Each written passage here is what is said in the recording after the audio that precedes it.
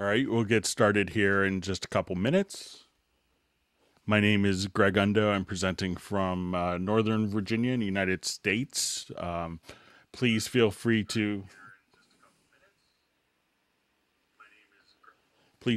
go ahead and introduce yourself and tell us where you're from.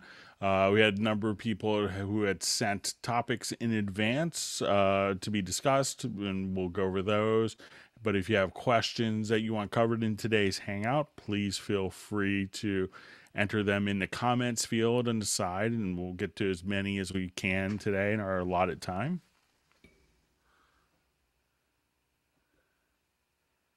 All right, so we have Marcel from Dusseldorf. All right, so if you're watching this offline, you don't have to necessarily introduce yourself. It's probably more intended for the people taking part in the live part of the Hangout, but you can introduce yourself in the comments if you want to. And if you're watching this offline, you may want to skip ahead maybe about 10 minutes while we get people logged in and we get questions logged. So if you just want to skip ahead. And also we've had people in the past that are incredibly generous, and we'll do kind of an index of topics and questions that were submitted. That way people could jump to very specific times in the Hangout to see a particular question. So that's always helpful.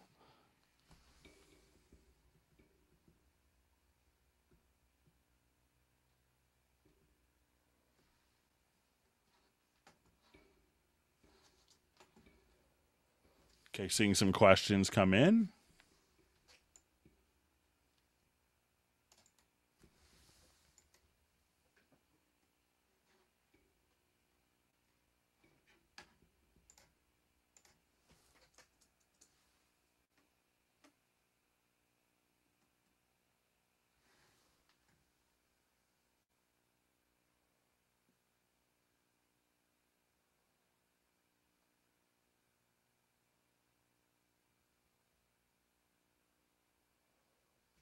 All right, so we see Switzerland, we have Philadelphia, we have Surrey. Saw the question from Marcel on looping the audio.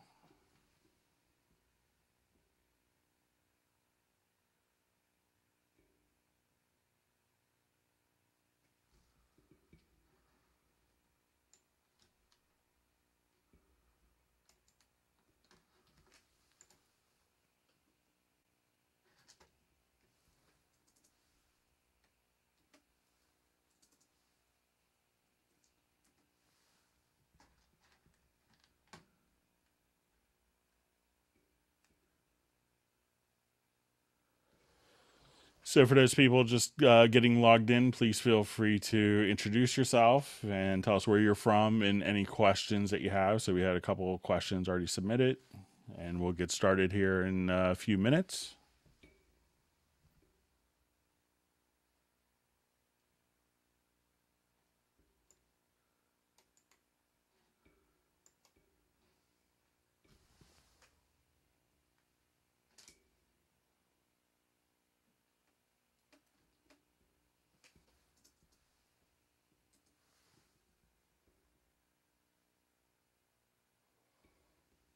All right, so we have St. Louis, we have India,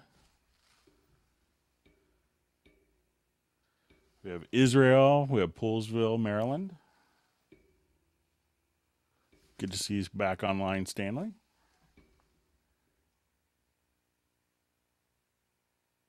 We have St. Louis, Missouri.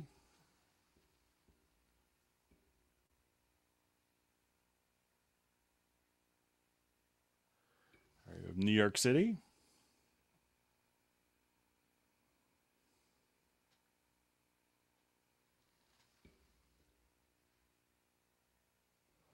Thousand Oaks, California, not too far from where our office used to be located, and Northridge and Chatsworth.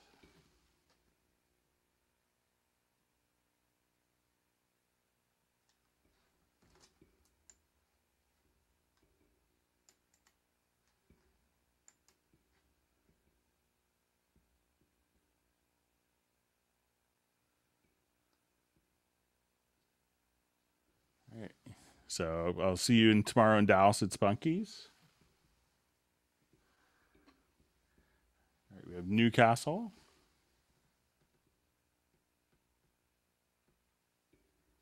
Santa Claus, Indiana. What a great name for a town.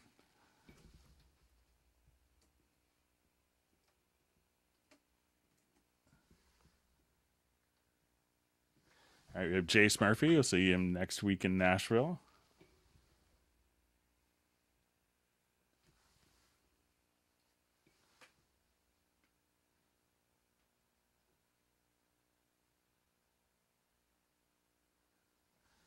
I'm saying from my limited Spanish knowledge from high school that people are wanting tutorials in Spanish. I will reach out and see if I could give my files to someone on the team. I know we have a lot of people in Steinberg that are that speak Spanish fluently, and perhaps I could give them my tutorial files to see if they wanted to overdub the Spanish.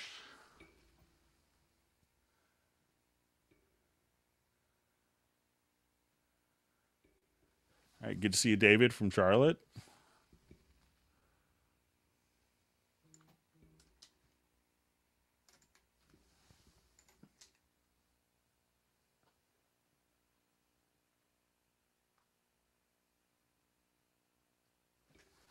All right, someone asked me to say Pita Tikwa, Israel. I probably just totally mispronounced that. My apologies.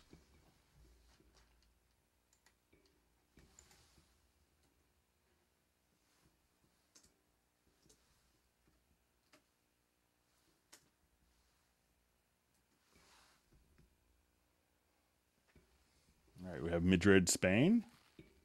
Been there a number of times, but it's been a long time.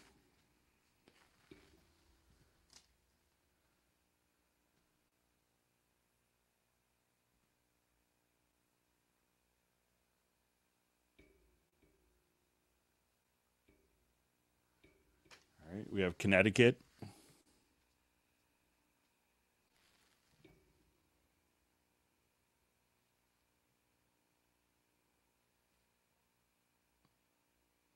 Yep, good to see Mike Cleary from Connecticut.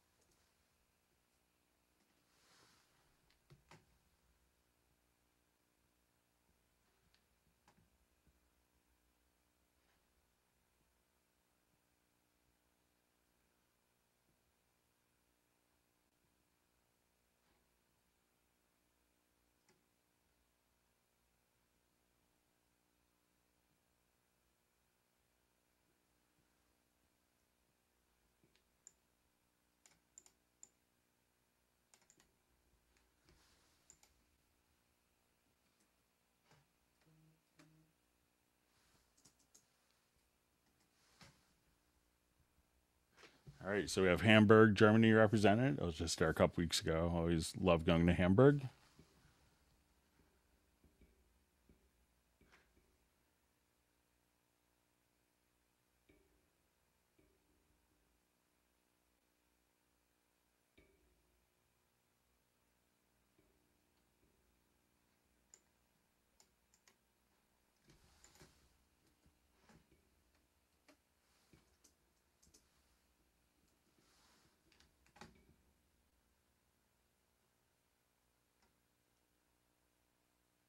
So just seeing a question when the next Cubase update will be. You know, I think there's a couple of maintenance things that might be coming out and incorporating some new features over the summer. I'm not absolutely sure, and you know, we could speculate kind of the timing, perhaps of like when the next major version is. It's usually pretty consistent with years past, but I don't know for sure.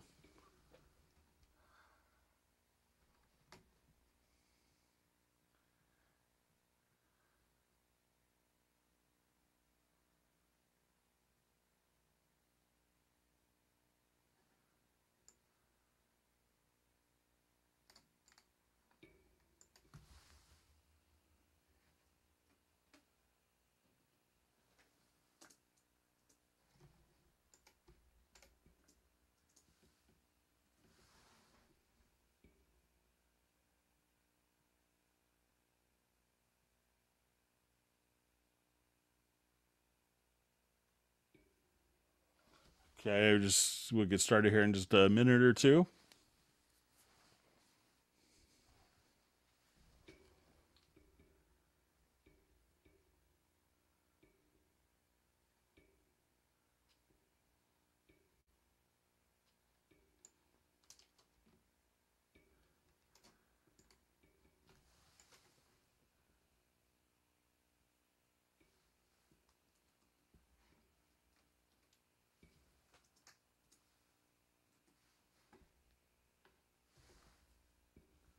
All right, so Calgary,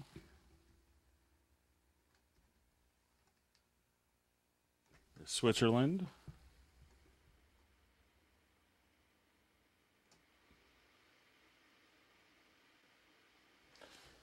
I haven't heard. We got a quick question: when will Cubase support M4A files? I mean, generally, it's like you always want to have a true WAV file for editing purposes. You always have to decode it anyway. So if you always have the option of working with a real non-encoded audio file, that would be ideal because you're always going to have to decode it. But I'll kind of pass that along.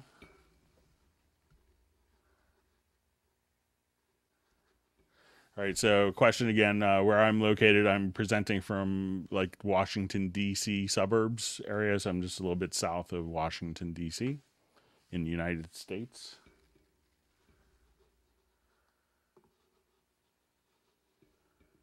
All right, so we'll see if there's any last minute quick questions, and then we'll go get started with the topics at hand.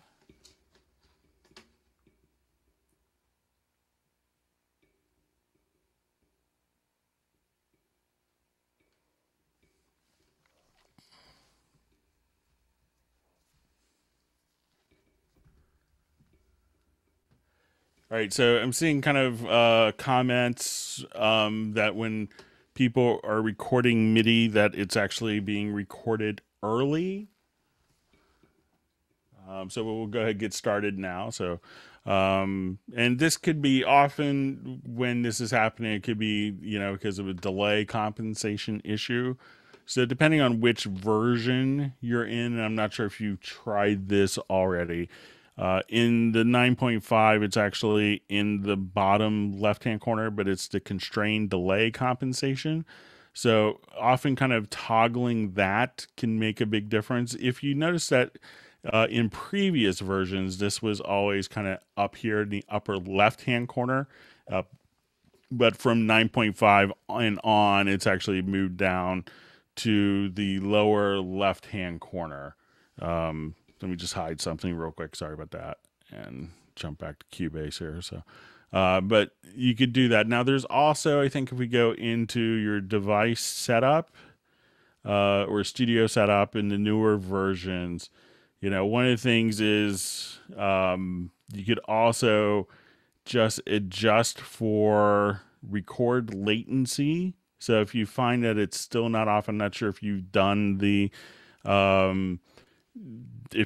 that particular setting. Now, it could be helpful if you let us know which MIDI interface you have that's always being recorded early as well, because sometimes you could get into some of the other options.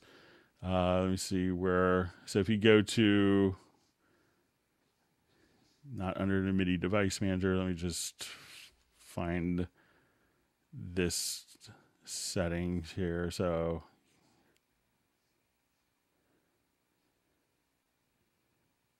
let me just, might be under studio setup. And if you go to the MIDI port setup, you depending on if you're running Mac or if you're running Windows, you may see like two different MIDI drivers for some of your interfaces. So you may want to try to, depending on which operating system you're running, you may have duplicate models of drivers, so you may want to try disabling one of those, and that usually kind of takes care of it. But usually the constrained delay compensation, if you haven't tried that, I saw you some comments that you tried something already, but I would give that a shot.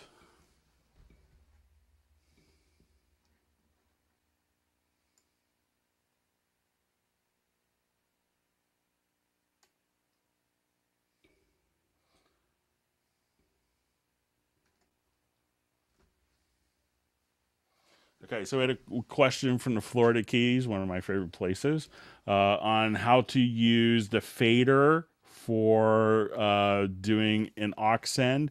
You know, if you go into kind of the alternate mode, you could take, you know, I forget which keys it is, but, you know, there's kind of a secondary mode if you hit like the buttons just to the left and right of the 12 encoders. At that point, you could get kind of two different layers where the top row is the 8 quick controls, and the bottom row you'll see kind of a blinking light. The top 4 will be your aux sends 1 through 4, and if you hit the button on the right, it'll be aux sends 5 through 8. So you could use the rotary encoders for that. You can't necessarily use the fader for doing the aux send level for a particular track. You could hover over it with the AI knob and use that to automate it. But I don't know a way on the CC121 to take the fader and have that do the aux send for a particular channel. So.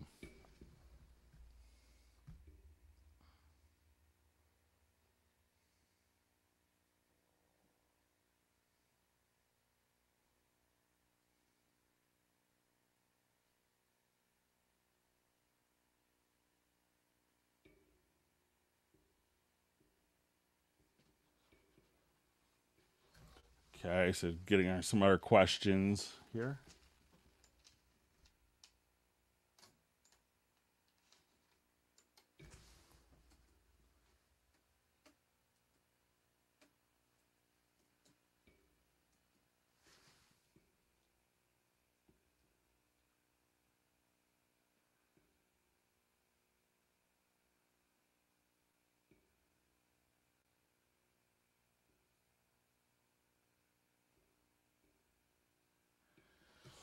Okay, so is a question, is there a way to randomly delete MIDI notes?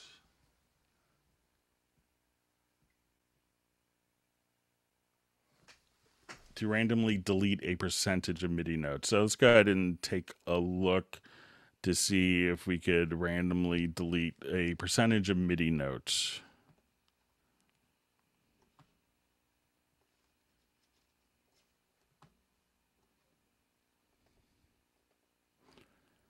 So I'll just do some great 21st century composition here.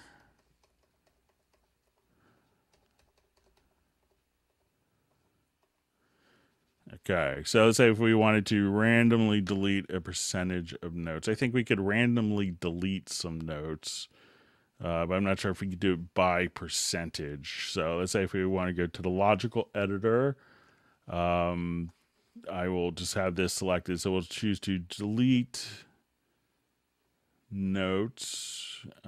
So we'll say, and let's try just a context variable here.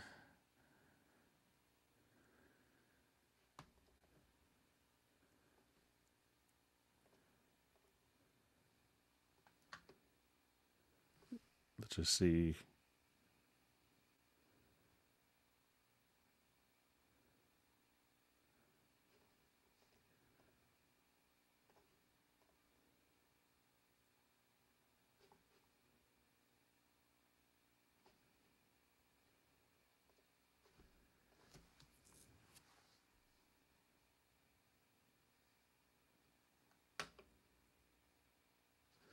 Let's just see if we could randomly select some notes.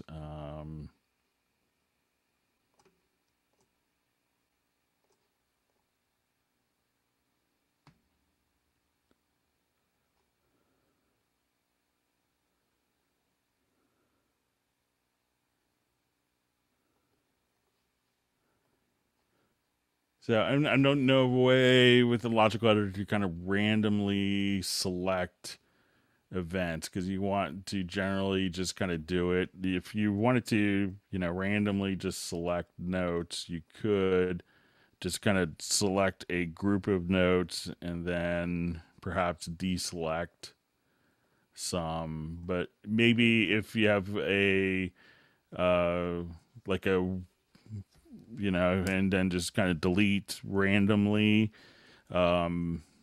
But if there's maybe an application that you could share with that, that could be helpful as well.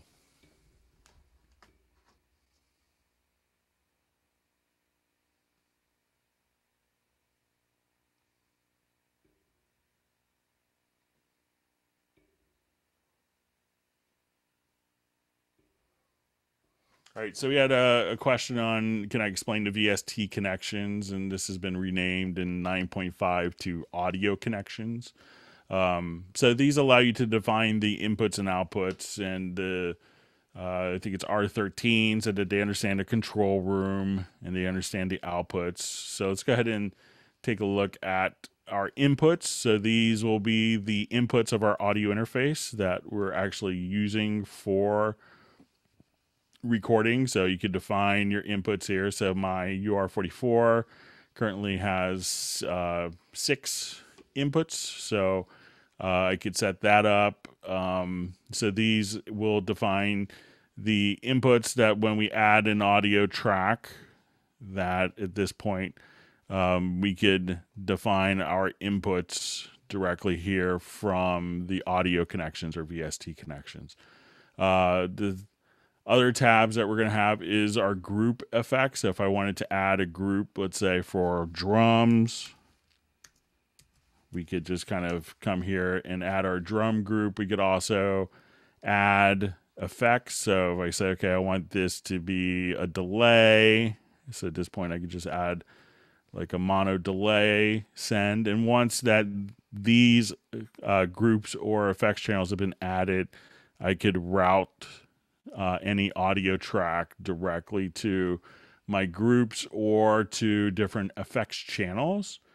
And then we have external effects and external instruments. So if I had, let's say, a lexicon reverb that I wanted to use, I could physically connect this into my input and output of my audio interface and be able to access that particular interface. So say if I just wanted to come here as an insert, we can see external plugins. Now I could just route it directly to my MPX 500. And at this point, one of the things you want to do if you do that is to actually click on the little ping, and that will physically just kind of do the automatic delay compensation, just handled directly there, so that that particular track will go in time. And then we had the same thing kind of for external instruments. So if I wanted to have like my hardware mix here, like, you know, or if I had a Yamaha montage, I could now just kind of connect these two inputs on my audio interface and be able to have that automatically send the audio directly back into the signal. So I could, if I wanted to run my montage, I could just say, I want to come here, I have my external plugin, and I want to use my Yamaha montage. I can now just simply do sequencing and have that audio pass directly into my audio interface. And I know there's a question about kind of solo safe. We'll get to that in just a little bit down the road. But those are some of the additional settings. Now you also have your outputs and a control room, which is, you know, incredibly powerful for routing and setting up different headphone mixes and routing to different types of monitor speakers without having to have a dedicated hardware piece for that. But you said you had that under control, so let's move on. Some other questions.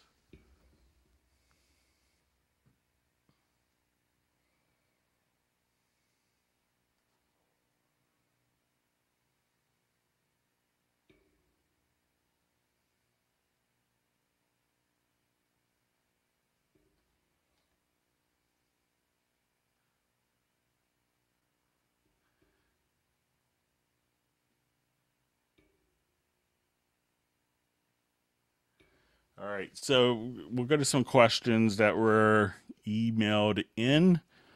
Sorry about that. Let me just.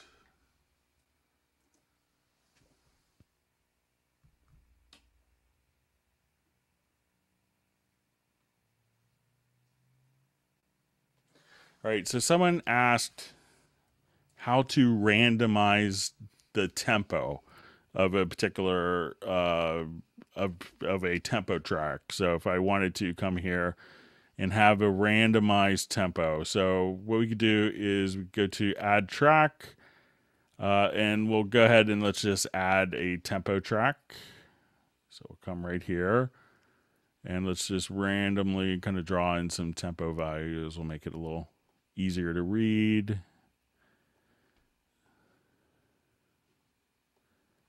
So I'm just going to grab my drawing tool.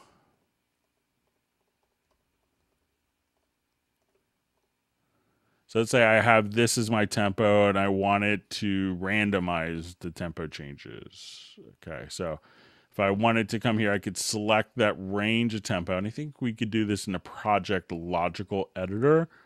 So if I wanted to come here, we could just go directly to, I think it's under edit. Let's go to our project logical editor. So we're going to say our media type is equal to tempo. And as we kind of set that up and what we want to do, we'll try the position and we'll say set to random values.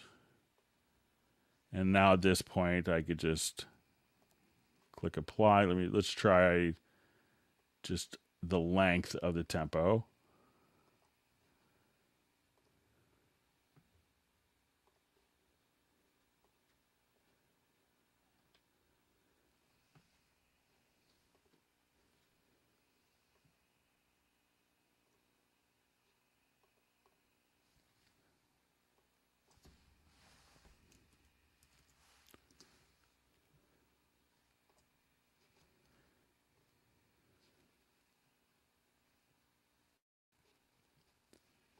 All right.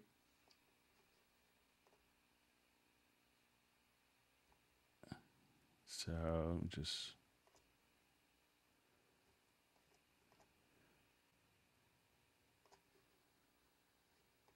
we'll just try the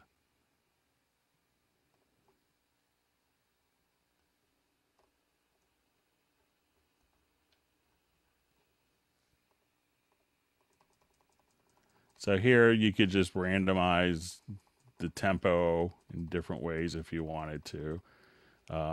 You could also, if you wanted to get different tempos, if you wanted to kind of just bring it down like this, we could also compress or expand your tempos, or just kind of tilt tempos like this. So there's a number of ways to kind of, so going into the project logical editor and, set your media to tempo, then you could actually like just adjust the position here and randomize the position of tempo changes as you want. Then you could set up probably a length to set random values between.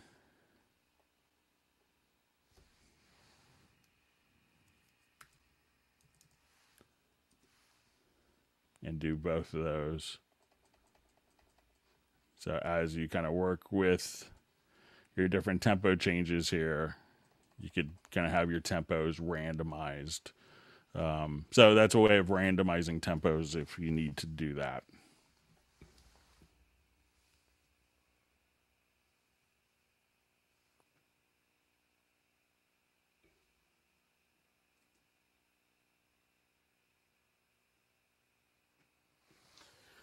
All right, so we had a question about the chord track doesn't have power chords, since and is there a way to create a logical editor preset to take the thirds out of chords? So there's some clever ways of doing this. If you wanted to, let's say, if we have our MIDI part that looks like this, and we have block chords, and I wanted to take the thirds out of my chords, and we could do this through using the logical editor. So if I wanted to go to my logical editor,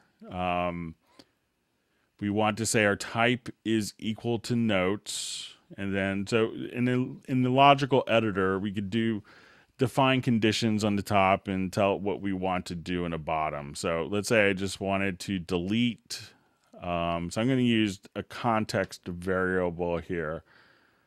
And we're going to say is equal to, and you could actually do like position within a chord if you wanted to. So let's see if we can do this. So let's say if I want to do minor third, there's a couple ways to approach this. And we could also say context variable equal to position in a chord for part, and let's say major third, if I did that right. So that's one way of doing it. Now, another way that you could do it also is if I come here and I could say, not necessarily, I could say let's choose the note number in the chord.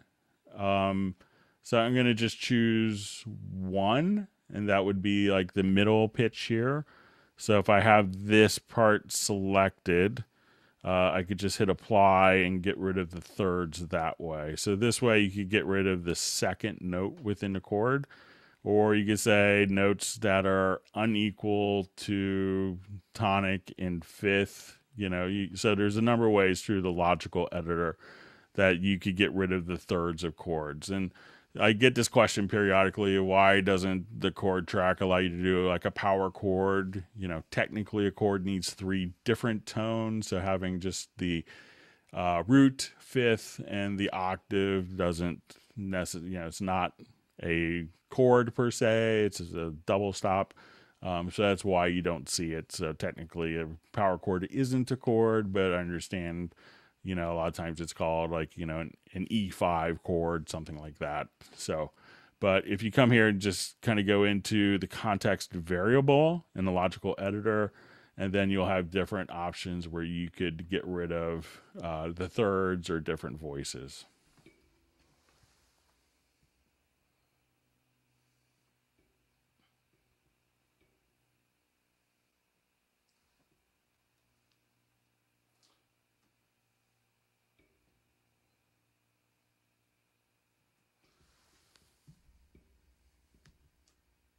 All right, so we had a question on with like an audio track, how to, let me just drag an audio file over really quickly.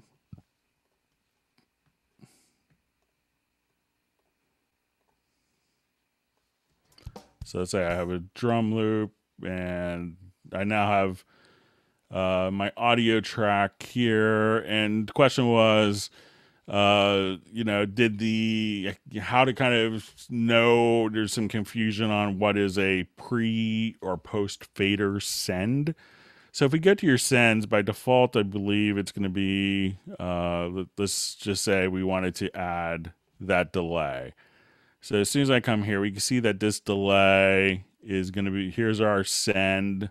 That's going to take this particular drum track out to that delay. So we listen to it.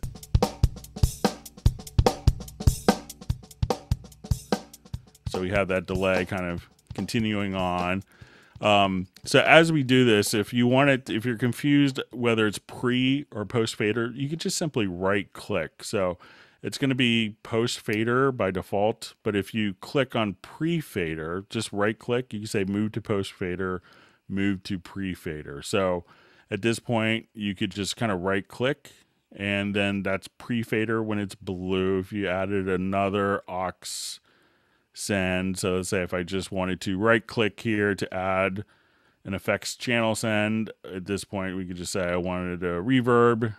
So let's just say I wanted the revelation, and this I wanted to be post fader. So green is going to be post fader, blue will be pre fader. And to toggle the status, just simply right click,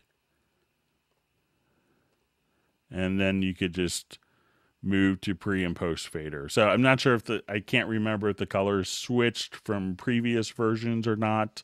But you could just simply, when in doubt, right click if you forget which color is which. But I think it's going to default to post fader.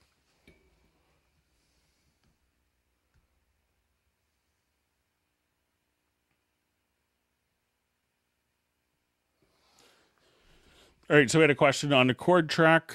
So when we're working with the chord track, if we, that the palette that's kind of used for entering into chord track, if that could be set to kind of a fixed position of, like, I think when you go to open the dialog box, and kind of how it works is it will be centered directly below kind of the dialogue, where the chord that you have entered is kind of the center point for right above, so you could always see kind of the chord change directly like so.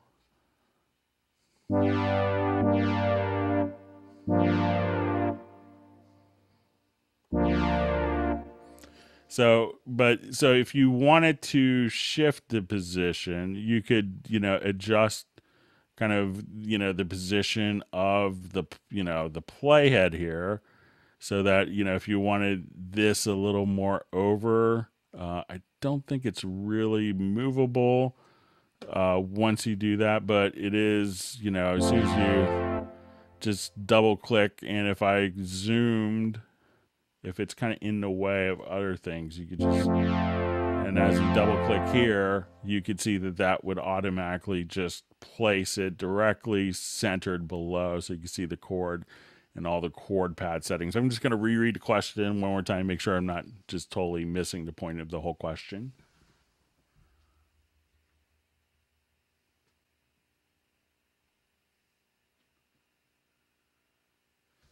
So, in the question it says, sometimes it's blocking view. Every time I've done it, it's always been kind of visible. Maybe if it's, zoomed to something like this, but it seems like it's always pretty, that the selected chord is always, visible depending where you click. And you could also, if you wanted to, just kind of come here and hit the, you could also, like, if you're here, let's say you also have these little arrows. So this way you could keep this fixed, the chord definition dialog. And if you just kind of, click on plus a number of times, you could just use the arrow keys here to navigate just to different chords without this being directly under. But if you double click, it's going to be placed center directly under, but you could just use the arrow keys and the chord definitions to navigate quickly like that and leave the chord in one position that's perhaps out of the way visually.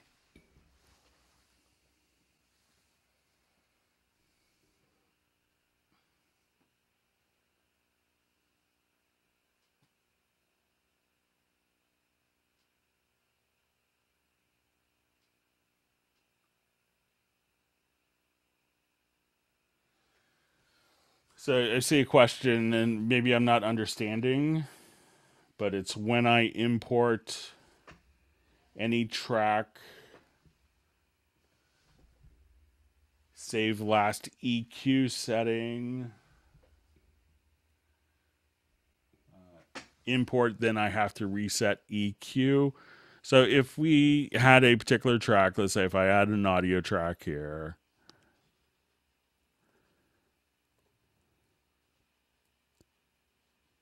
so it's just going to jump here. So let's say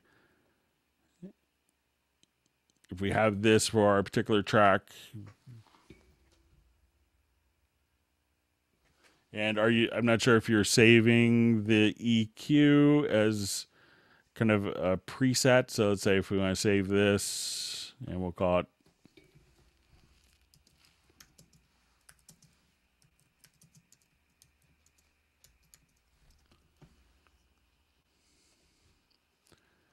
And let's say if I just come directly here and add an audio track. And now we jump to this particular, so that by the setting will be kind of, set. But let's say if I just come here, and if I want to load up that EQ preset, I could do it just like that.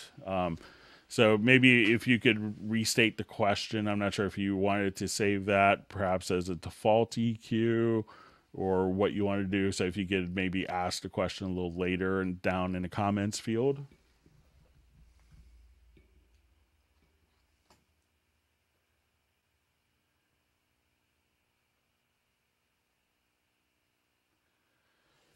So we see a question. I used to have a function called bounce selection, and is that completely, is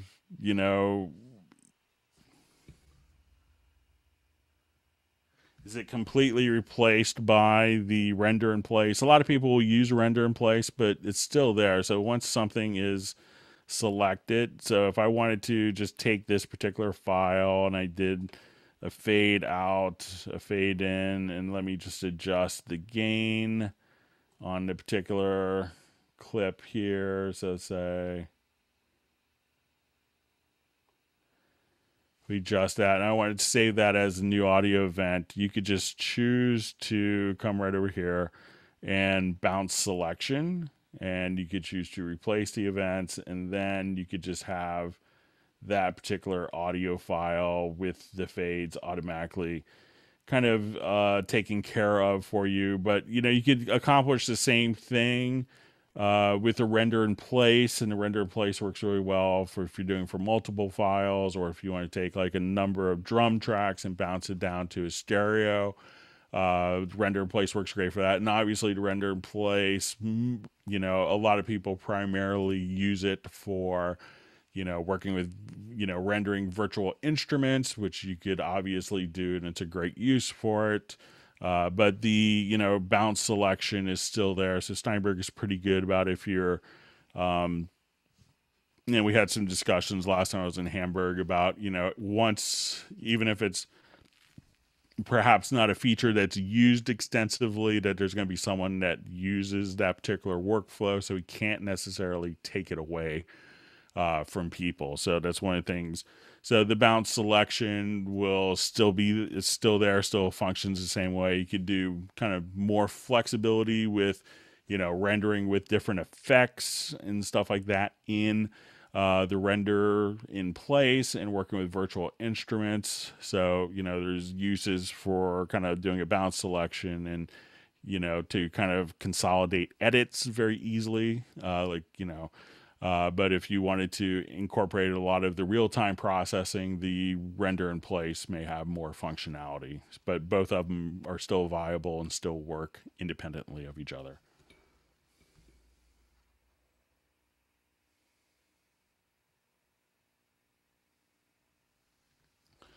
So we had a question on VariAudio. About forcing a note to scale.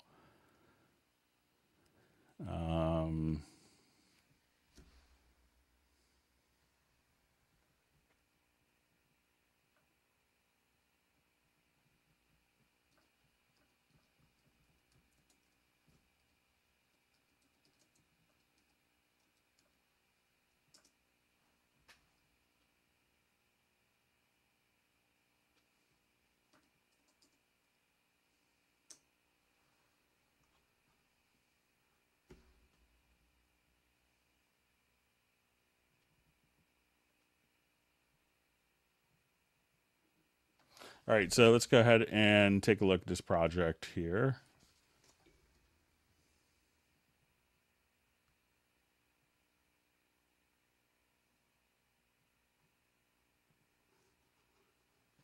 All right, so the question was how to kind of, let's say we have our chord track laid out for us here. And we, so you could, from the chord track itself, you could type in the key. So it doesn't necessarily, when we come here, let's say we look at this and we'll do our VariAudio. So one thing that a lot of people miss is not necessarily the ability to lock it to a particular key, because you're always going to have the use of, okay, you may want to do a flat seventh chord, which technically isn't in the key, but is what you want for the particular, what you want for the particular key or for the part. But if you actually colorize based on chord track, you could see that once you're here, that you have different colors. So a green note means that it's within the chord itself. A blue note means that it's within the key. And a red note means that it's out of key. So if you're moving notes, just know that if you move it to a green or blue, once you have this option selected, that you're going to be in key. So, it would be a terrible thing if you wanted to add dissonance in a harmony and Cubase wouldn't allow you to do that because it was sticking to a chord. So we give you the option of very obviously knowing that a particular note is in key or out of key just by the color. So that's what you could do very easily with that. So while it doesn't lock you to a particular key, you can just simply tell what is out of key, and it's kind of the international green go, red stop, so red bad.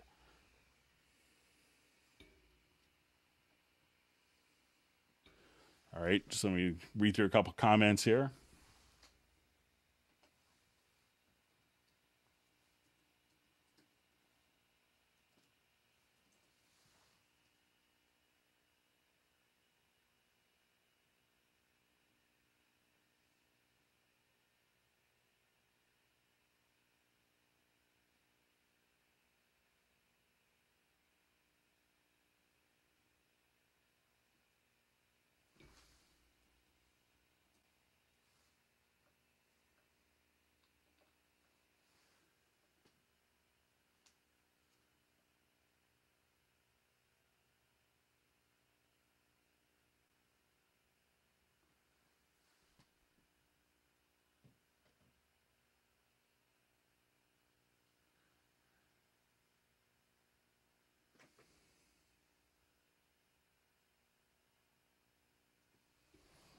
So seeing just a question on the X32.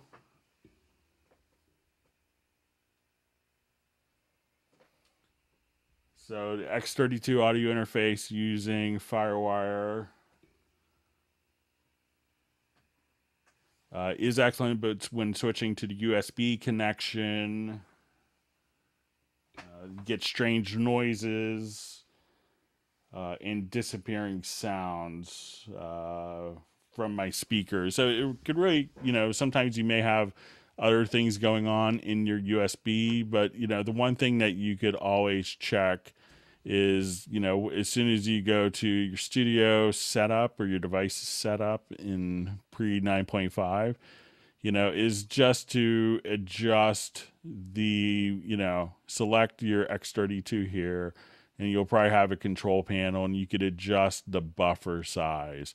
So maybe raising the buffer size, sometimes there could be more stuff going on in USB bus than a FireWire bus. So, but sometimes often just, raising the buffer size. So again, go to your device setup, your studio setup, and at that point you could just click on control panel and you could probably adjust your buffer. So just try raising the buffer up and that'll probably take care of it for you.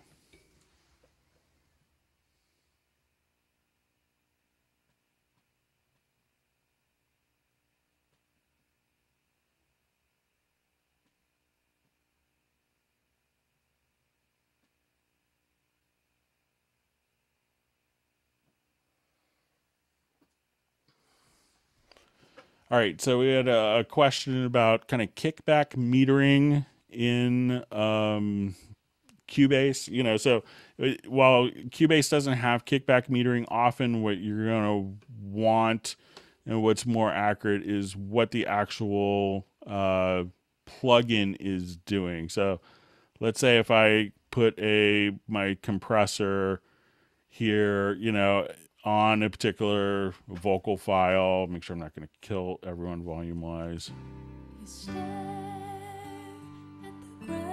So if I just want, let's say I switch to just like the standard compressor here. So here you can see kind of the kickback metering. So what I found sometimes is, you know, in the gain reduction metering. So you may not see it necessarily in the mix console. I've seen requests for that, but sometimes it doesn't give you the full indication, especially if you're running parallel compression, where this is going out to perhaps a parallel bus and you're compressing that. So it's probably more accurate to actually look for the kickback metering at the actual stage where the dynamics control is going on. So if I come here, I can see this kickback metering here in some, but you know, you may not be able to determine at what stage it is from that particular one. But I did mention that when I was in Hamburg last time as a feature request, but you know, I always feel it could be a little more accurate to look at the individual plugins for their kickback metering to give you a truer sense of what's actually going on.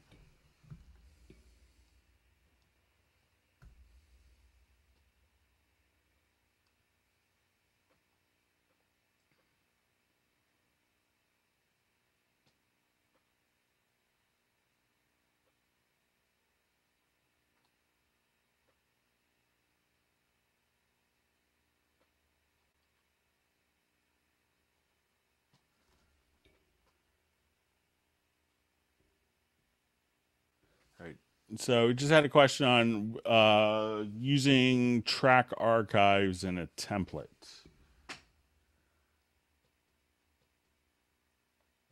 Just scroll back up to that. Sorry, scrolled ahead.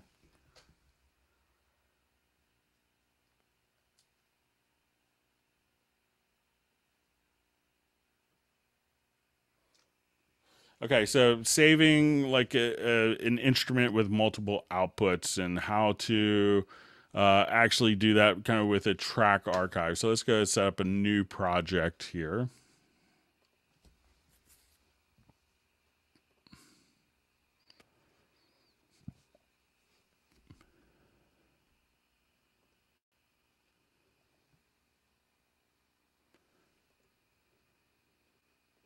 So let's say I have a track archive here with, let's say we'll just do a Helicon Sonic SE since everyone has that. And perhaps I wanted a piano. And then I wanted to add, let's say, a couple of MIDI tracks, a few MIDI tracks to that. All right, so let's say here I want it a xylophone.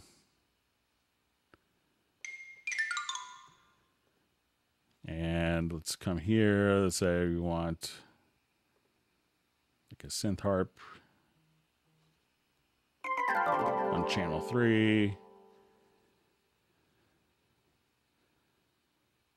And let's do just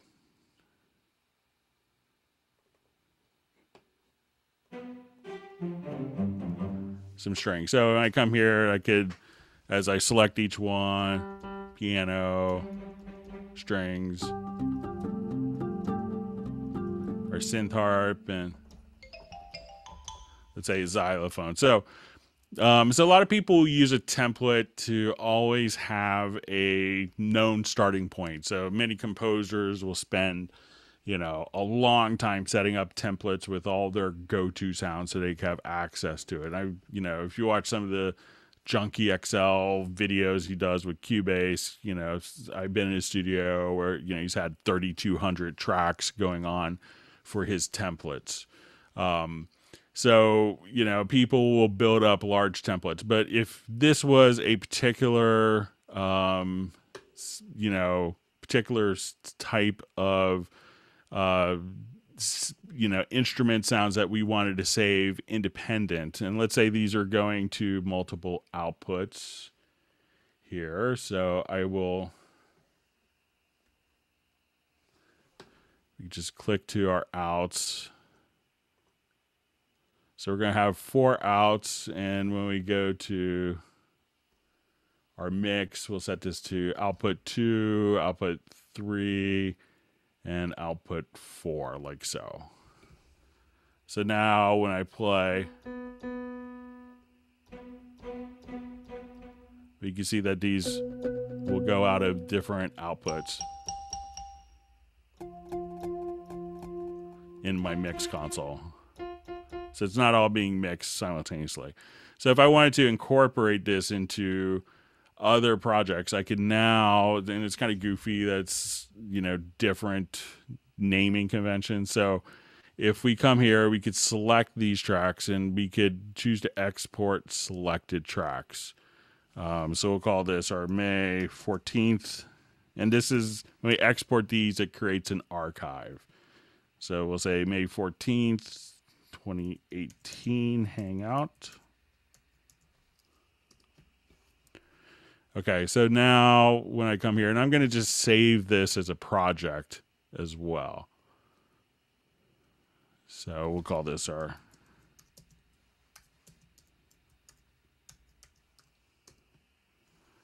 okay, so I'm going to close this project. We'll do new project. And even though we saved it as exported tracks, what we could do now is go to import a track archive. And here we just want to find our May 14th, 2018. It's an XML file. And we'll hit open. We could see these different tracks. We could assign these to a new track if we wanted to. And now we go to our mix console. We have our piano, strings, synth harp, and our xylophone all going to their distinct outputs.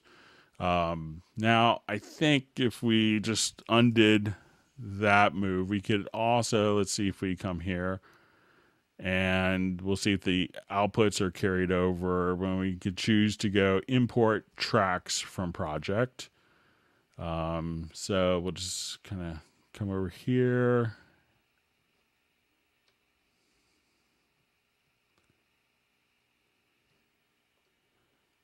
Forgot where I saved the project to. Let me just.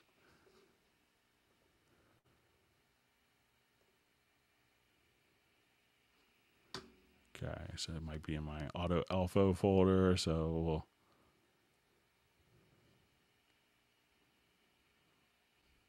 So we can say import tracks from project.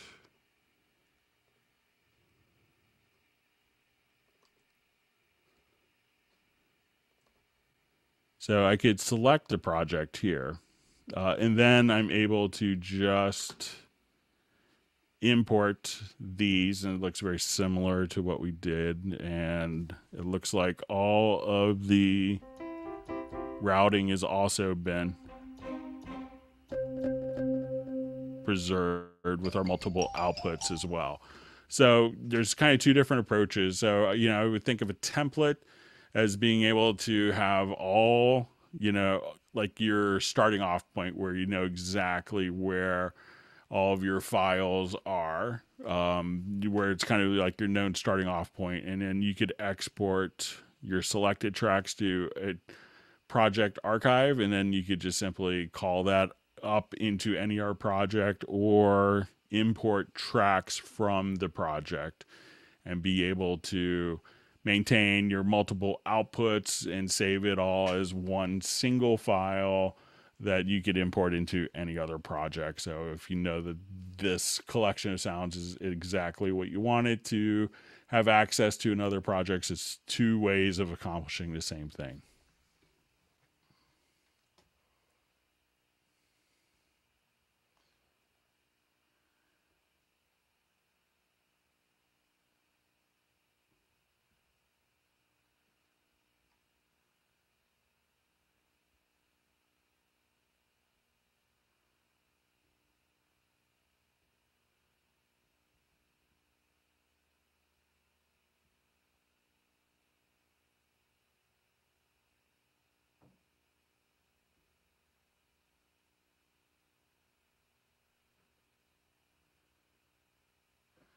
All right, so I see a question in the edit window. Can we have more pre-fader? So I'm not sure if that's for inserts or sends, and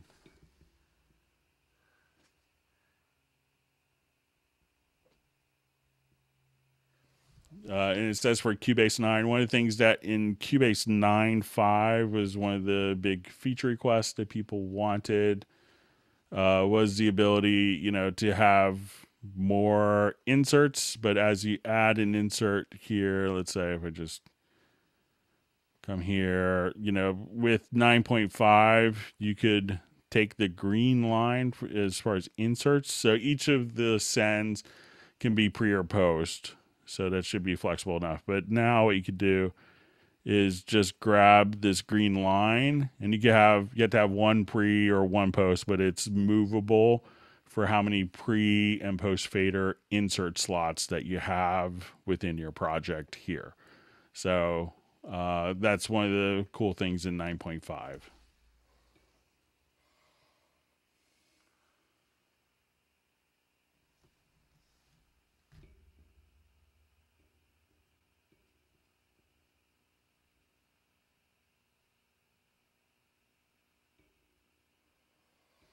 So we have a question, what that customer from Berlin, they updated from 5 to 9.5, and if there's a way to kind of recap new features. For a lot of the, it's obviously going back, almost 10 years in features, but, for generally every time that there's a new release, there's going to be videos that show the new feature differences, so like with 6, they added multi-track drum quantizing. So that was one of the big themes. 7 had a brand new mix console and chord tracks, 8 had chord track and, or chord pads, and a zone. 9 added more zoning capabilities, so there's, probably 1,000 new features. If you wanted to, I would, you could go back through the Steinberg software YouTube channel, and there's going to be like, new features in Cubase 7, new features in Cubase 7.5, new features in Cubase 8. You may have to dig through it. But you could also just watch the, I have a series of Q&A videos, and those will be a lot of the new features as well. They kind of go over new features and techniques on the later versions of Cubase, so you can definitely go through those. But there's probably just thousands of features in between. I know it could be overwhelming, but just really dive into one particular area of focus, where it's like, I want to know more about this and learn that. You don't have to learn everything in one particular sitting. You don't have to master everything in a week or a month. Just learn kind of your area of focus and try to teach yourself a new trick every day. And then, but do it for something that you would use, in your workflow, and then it'll have a little more significance.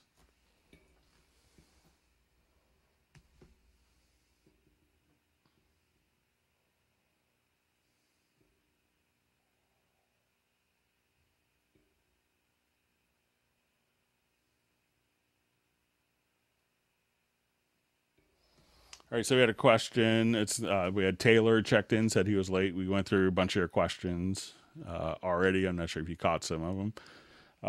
But we had a question. How do you get rid of the licenses that are maybe perhaps expired trial versions on the e-licenser? So let's see if we can open up e-licenser here. So I think if you have something in a particular license, you could just simply kind of come over here, and I think if you go to actions, there may be, maybe to clean up your e-licenser memory. So I think if you do that, that could get rid. But I think you could, there's also a way, I don't want to necessarily do that, but where you could actually see I don't have a normal license. I have an NFR license I'm using here, but where you could delete particular licenses, maybe a right click. I could look into it a little more when I have my other licenses visible.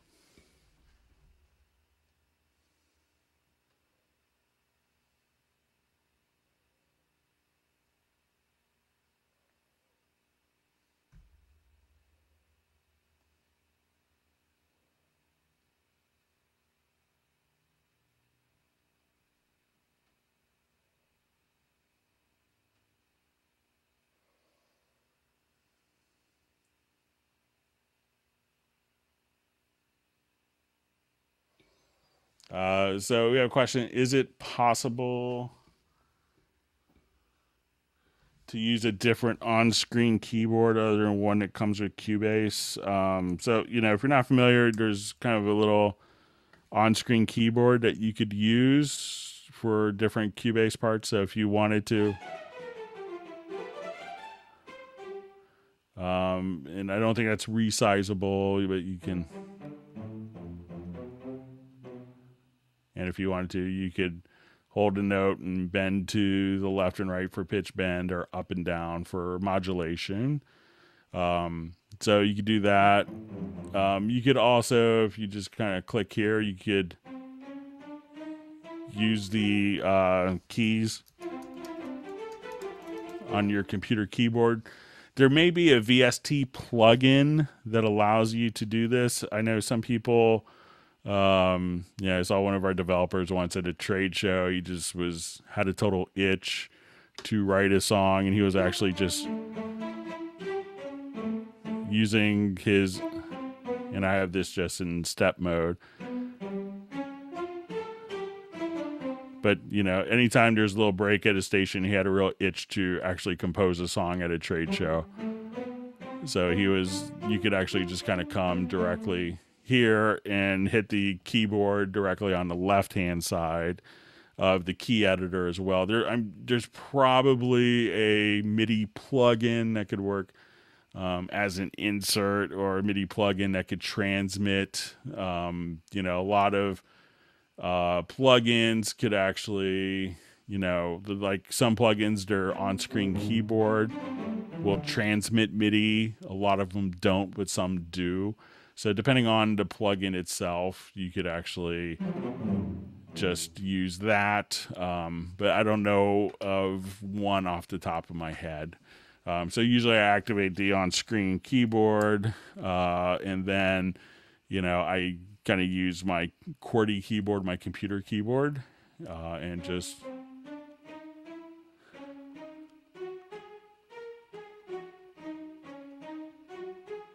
and you could compose like that. So I've gotten quite good because I travel too much and don't have a MIDI keyboard with me. So, but I don't know of one off the top of my head that does that.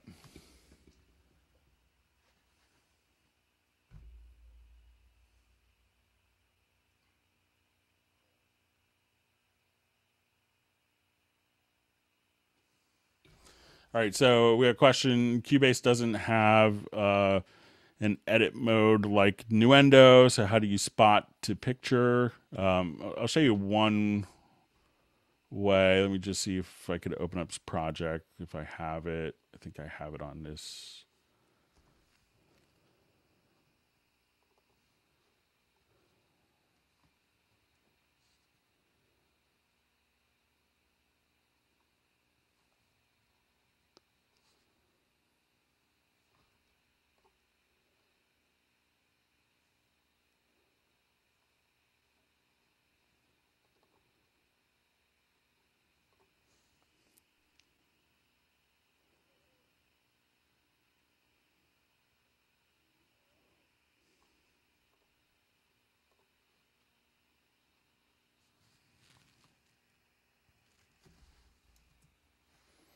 Okay, so one thing that a lot of people don't know is, you know, you could actually, you know, so, you know, if you just kind of come here, so let's say if we have like a particular kind of video cue that we're writing to, and So as soon as we do this, you know, you can, if you just go onto the video frame, you could go kind of frame by frame here with the video. So if you go backwards, you know, you could, I think this will take you like 2 seconds to kind of sweep across. Or if you wanted to go backwards. And every little frame that you, every little change that you make here can be a frame. And you can see that the master timeline, if we zoom in here, is moving. So some people will also just nudge. So if you right click, you could have your nudge palette. And let's say our master time here is set to seconds. You know, at this point, you could nudge by, or let's say I want to do by frames. So I'm just going to come here and let's say time code. So, you know, if my video is going to update frame by frame, I could just choose to nudge the playhead here, you know, 1 frame at a time if you wanted to. So you could just simply, you know, as you nudge here using the nudge palette, you could just do it like that. But a lot of times it's very easy. You know, as you see, if I just have my cursor on the video, and as it does a snap here, that's going to be 1 frame.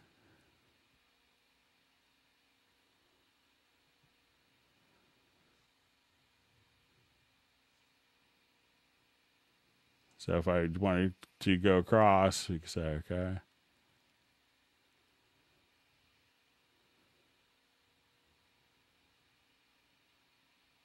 So do it very slowly. It's, I think, 2 seconds across the video window. So that's an easy way to kind of have the video window automatically set up. And you can see that as you move it, it's just going to nudge frame by frame on the video window. So just hold down your left mouse button on top of the video here.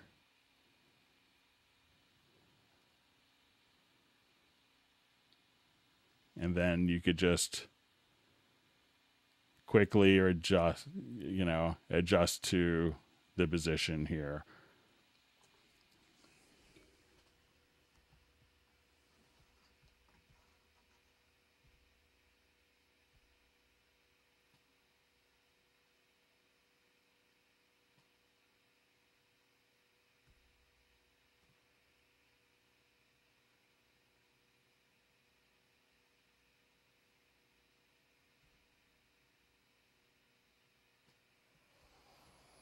Okay, so we had a question on doing like a sidechain delay on a vocal, so we'll go ahead and set that up.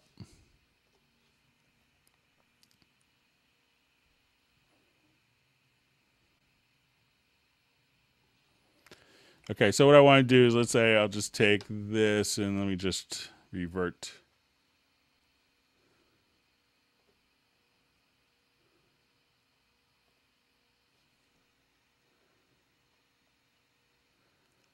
So, you know, one of the clever things you could do is set up a quick sidechain delay. And this could often be like a really great use of kind of intelligibility. So let's say if I have like a piano, kind of like a ballad vocal here.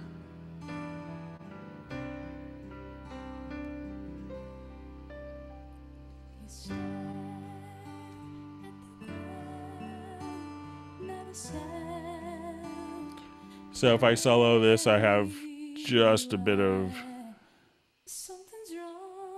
reverb on the voice. But what I want to do is actually to, let's duplicate this particular track.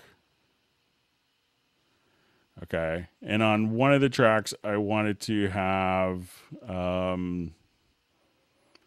so we see this is my duplicated track, and let's say I'll turn off the reverb on that one, and I wanted to add a delay. So I'm just going to right click, and we'll have, just say a mono delay. Let's do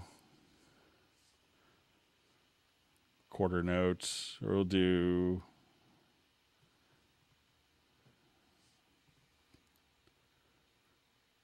like a dotted quarter note delay. So we'll come here.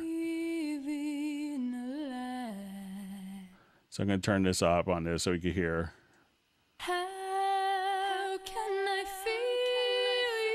So if I kind of left the delay on the whole time, the intelligibility could be like really pretty obnoxious and hard to understand. So I'm going to just turn on the sidechain for this duplicated track. And then we're going to feed, and we could actually just do this. And what I want to do is just kind of feed this out to the sidechain of the media bay, or I'll just send this as stereo out. And in my sends, let me just feed it to the sidechain.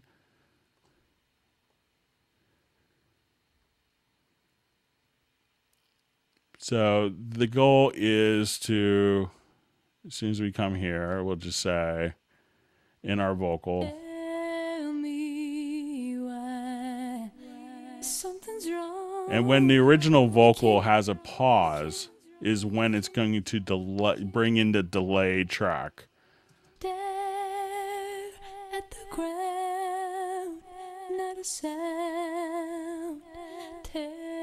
So as soon as she starts singing again, the delay disappears. Something's wrong. We can't go on. We can bring that down a little bit. And let's listen to that in context. How can I feel you?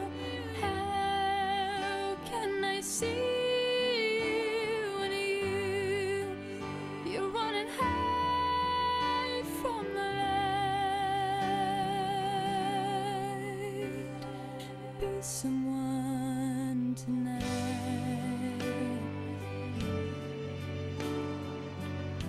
So it's really going to only kind of bring in the delay when there's quiet, and it'll kind of cascade. So afraid to smile. You think that I change my mind. I can't forget when we first met. What I saw in your eyes. And this way the intelligibility isn't screwed up. So say we'll unsolo that. What I saw in your eyes. How can I feel you? How can I see you when you're running high from the light? I just want.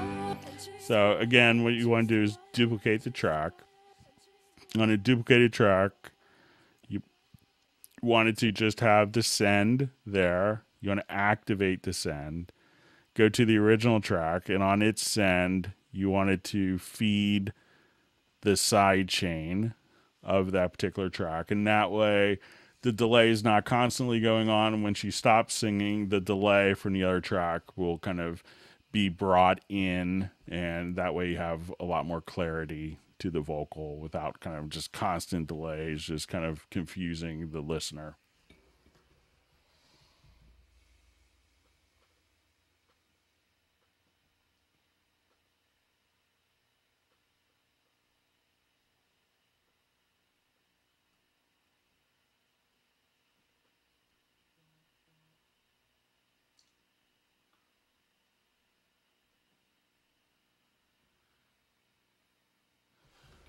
So we had a question, how can you add quick controls to LoopMash? So let's go ahead, I think I may have a LoopMash project. If not, I'll just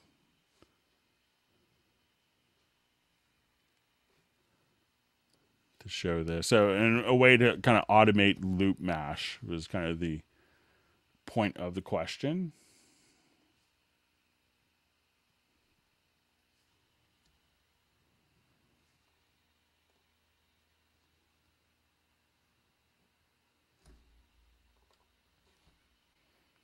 So LoopMash, if you haven't played with it, and if you do a lot of EDM music, it's kind of a great little tool.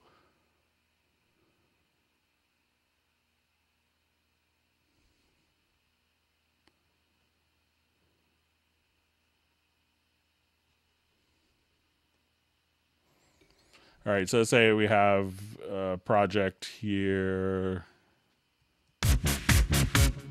Just make sure it's the right one. I was thinking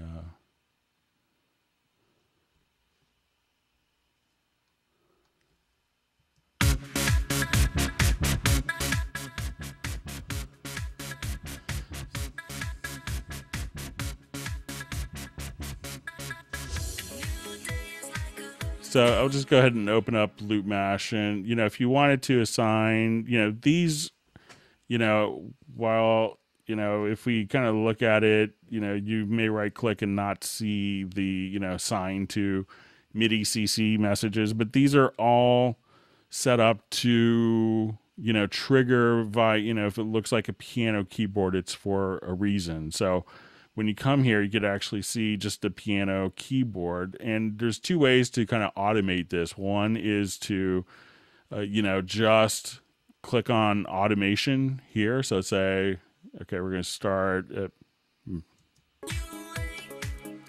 this point. I could, so you could have different notes that will do.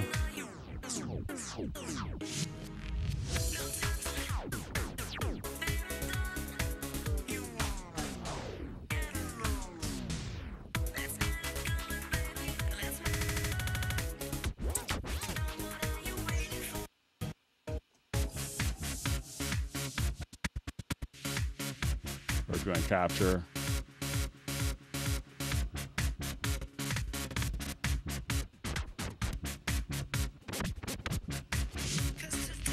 So now if I just rewind and we play, everything I just did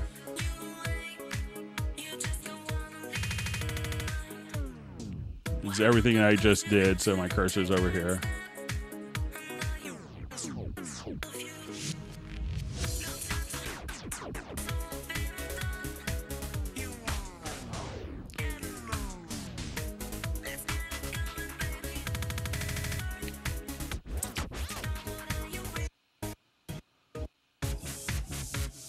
Now, if you wanted to actually play it, as soon as LoopMash is enabled, you could add a MIDI track. And in essence, what you want to do is to set LoopMash and then just simply start sequencing MIDI notes on it. And, you could see kind of exactly what's going on with the particular, MIDI notes here as you just kind of play it. So let me just say we'll just start sequencing stuff.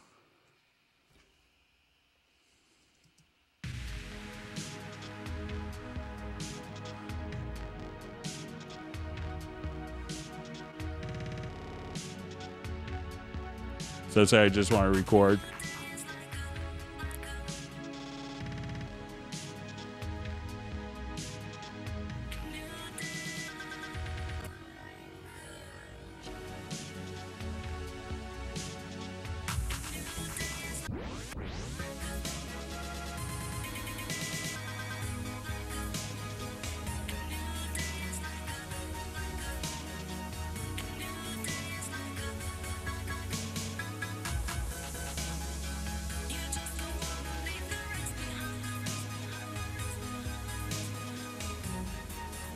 So as soon as you come here, just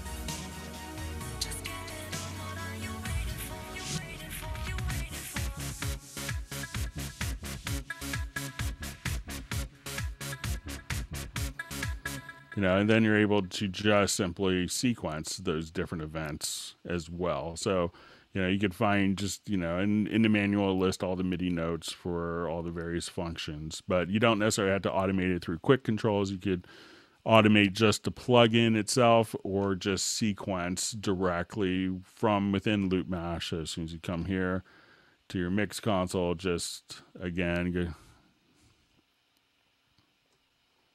You could automate or sequence with LoopMash directly.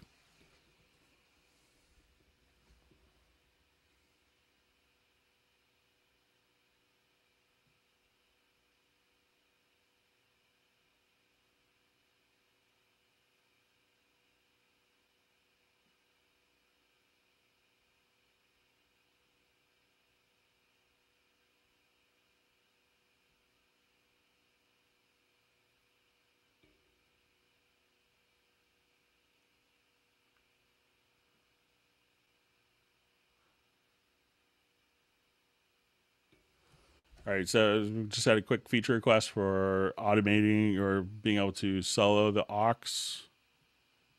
So let's go ahead and just take a look at that.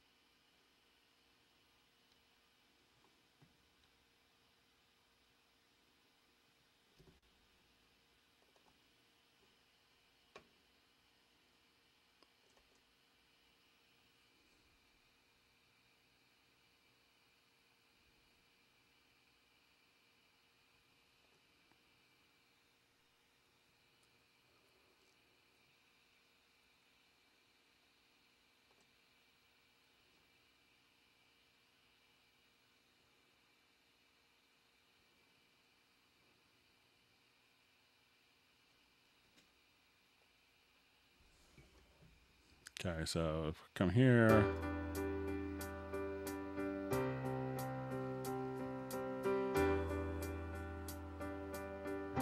What did you so one trick that a lot of people don't know, let's say if people wanted to just hear like effects track soloed. So let's say if I just want to come here. You wished it all away, and I'm left here for 1,000 years and a day. So let's say I just want to find my my revelation here. So You were the party, the biggest. so a lot of people solo it, and then you hear the track that's feeding the solo as well. So let's say if I just wanted to come directly here, I'll just Events, I was your everything. but if you wanted to hear just a reverb return, you can just hit the listen bus.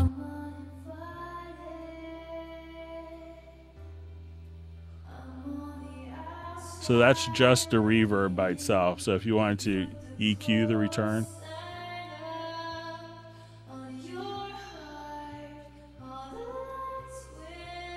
so if you click on the listen bus with your control room activated, that's the source with the reverb. But if you click on the L and you have the control room set up, so once that's configured, it's really easy. You don't have to do all sorts of rerouting, as was kind of indicated in a question, unless I'm misunderstanding. So we have the drums feeding it.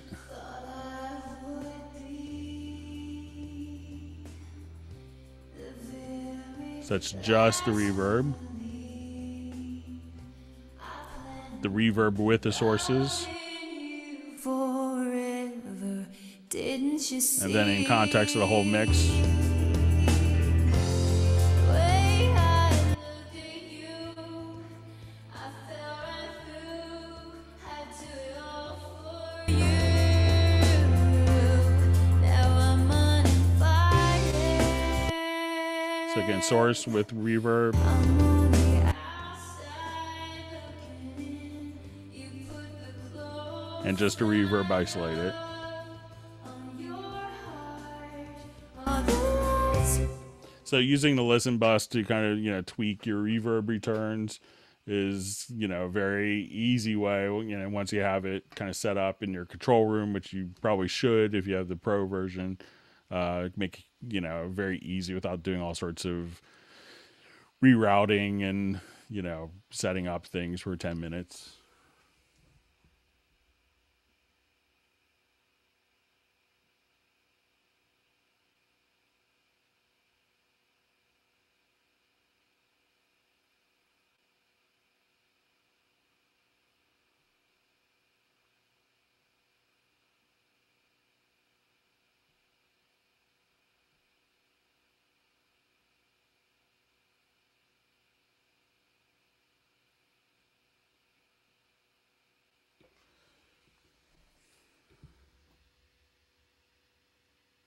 Okay, so a question about uninstalling Cubase 9.5, but some of the kits from Groove Agent um,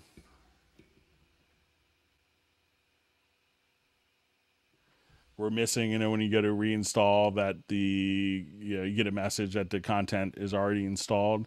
So it could depend on how it was uninstalled, but if you know, I'm just going to reread the question, make sure I answer correctly.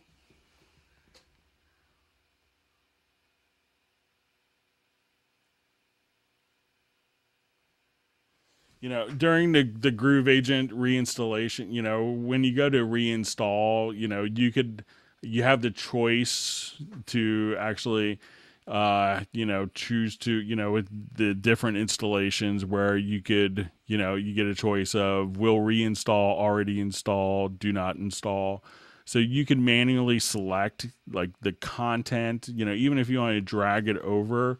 And then at that point, you could go into, you know, if the content is actually there, if you go into your media bay, make sure that you go to the file browser here. And when you go to the setup window, you want to go to your file browser. And then just make sure that, you know, wherever your VST sound is located, that if you want to go to, you know, your computer, you know, so you can say this computer, all of it's stored on this particular hard drive in this folder, look there. And then, you know, you may get to a point where when you start off, you may say can't find this particular content. You know, you could manually choose to do it, but you should be able to kind of just reinstall the content. It may not be so obvious, but you know, like you'll see, you know, Groove Agent or content or sounds, and then just choose to reinstall that one component.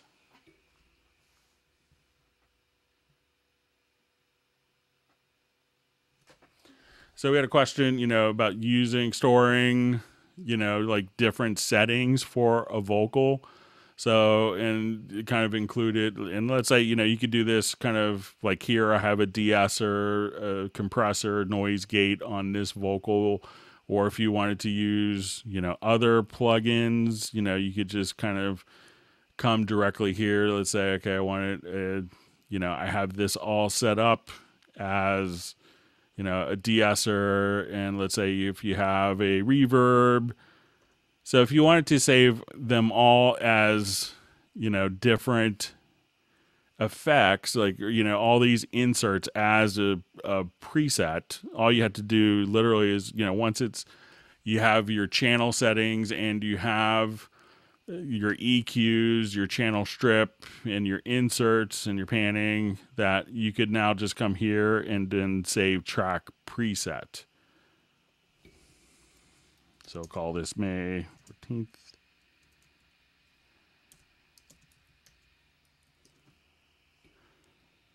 So now when I come directly to a new project,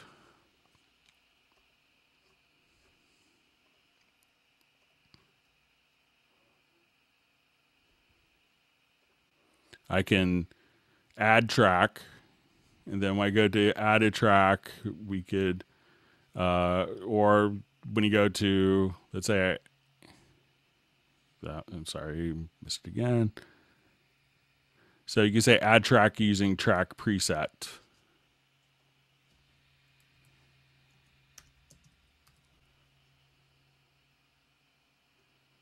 So I say, here's my May 14th Hangout Vox preset. And now when I open up that channel, we can see everything exactly as it was. Now, if you wanted to include, let's say, like an effects channel, because this necessarily won't include, let's say if I put a delay on this particular channel here.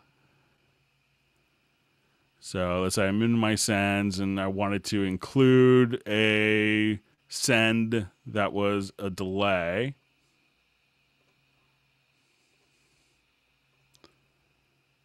And that was being sent to it, and I wanted to include the vocal and a delay. This is where we could now choose to export selected tracks. And at this point, we can say, let's just copy.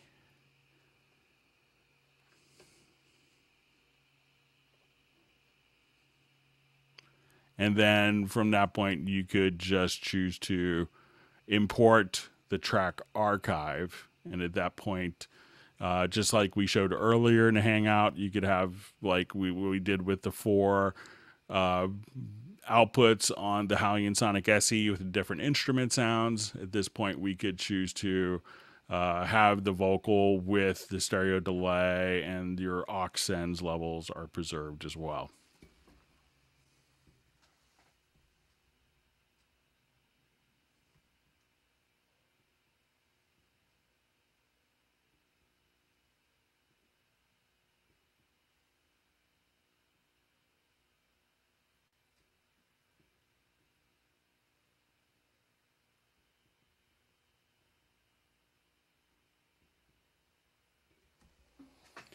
Okay, so we had a question. What about support for 32-bit and 64-bit plugins?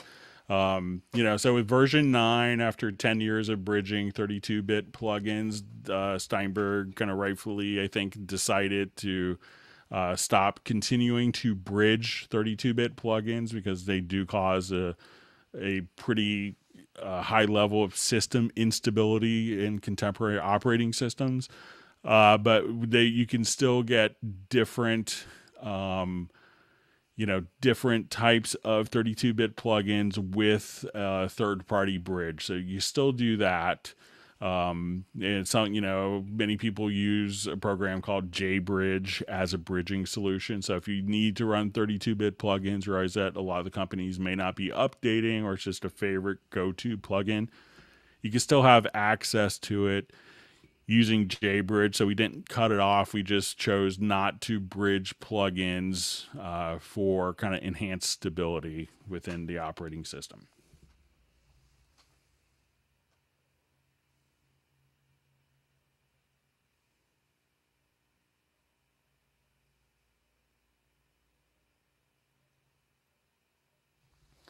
All right, so we had a question about different types of track presets, to the difference between them. So we had our audio track preset, just like what we saved here. If we had an instrument track, so let's say I wanted to come over here, you could have different presets for instrument tracks as well. So let's say I wanted to come here and add a dark planet. I can now just load up a particular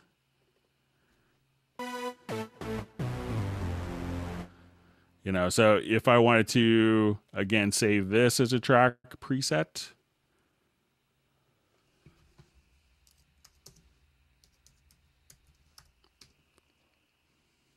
So it's just called Planet R, because I couldn't spell well. All right, so at this point, again, I could just say, let's come right here. And again, I could add tracks. So let's just say,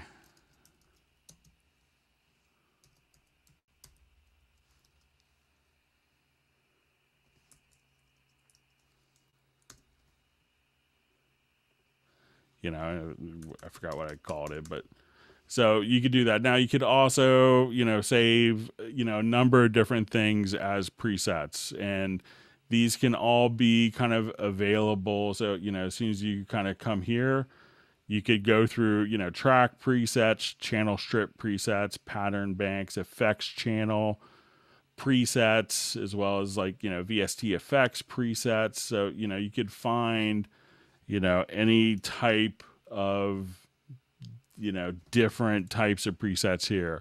One that's also helpful is, if you have it set up for, let's say if I have drums set up.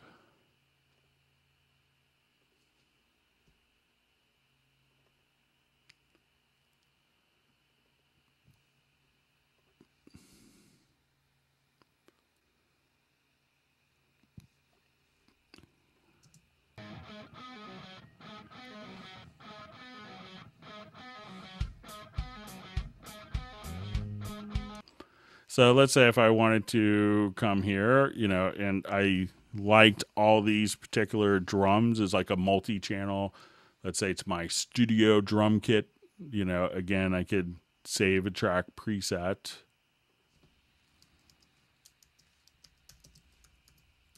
Studio drums.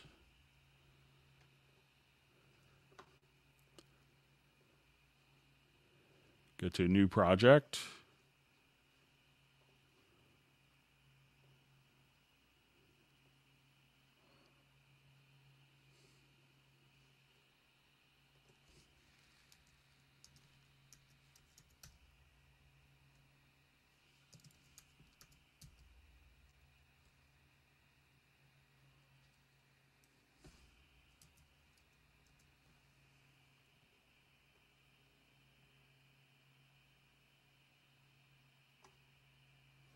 And here's my track preset. And then all my settings will be saved just that quickly. And again, that's with all the panning, if I had inserts, my EQs on the various tracks, those will all be saved. So, there's just about every type of, file that you want can be saved quickly with different presets.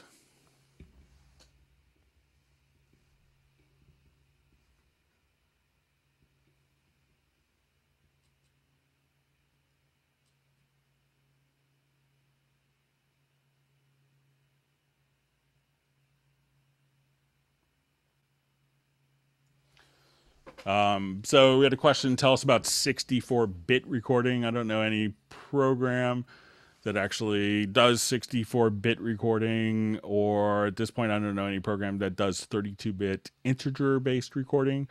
So there's a lot of confusion with 64-bit. So one, there's 32-bit and 64-bit memory addressing, and that's where you run into the ability to use more than 4 gigabytes of RAM.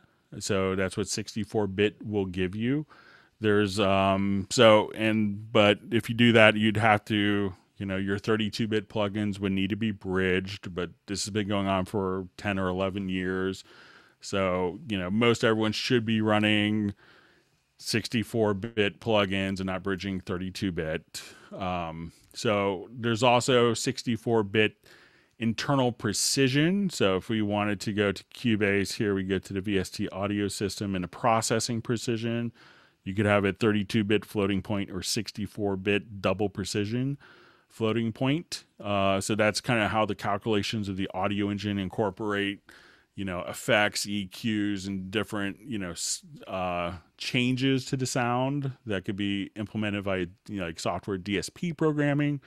So that could be done as well. So, but I don't know any programs and to make it a little more confusing, a WAV file could be set to a 32-bit, but if you're recording like a 17-hour show, you could do a 64-bit WAV file, which allows you to have a bigger WAV file. But at this point, I don't know any DAWs that actually record in 32-bit integer. We could, like Cubase can record at 32-bit floating points. It can be a 24-bit audio file, but a 24-bit WAV file that could incorporate like real-time DSP and then, be a 32-bit floating point file.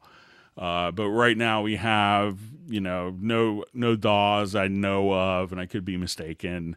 I don't think any of the mainstream ones will do 32-bit integer-based recording. So perhaps in the future we'll see that but I think like on the Mac, the core audio doesn't support 32-bit integer. So there's some limitations, but but Cubase does 64-bit double precision in the audio engine. It can record a 64-bit WAV file or WAV64, which could be a longer file and supports 64-bit memory addressing.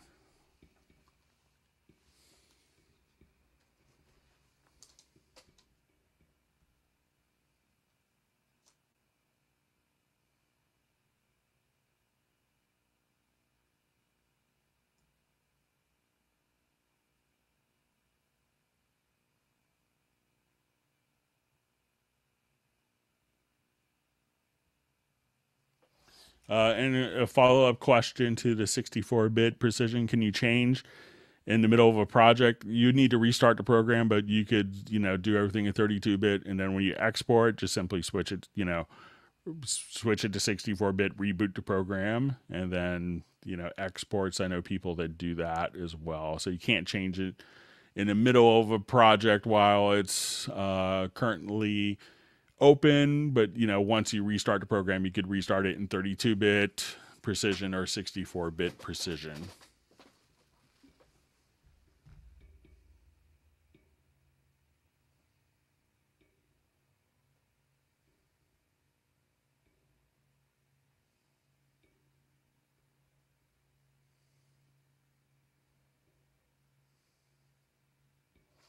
All right, so we had a question: when importing files from other projects, is there any do's or don't do's?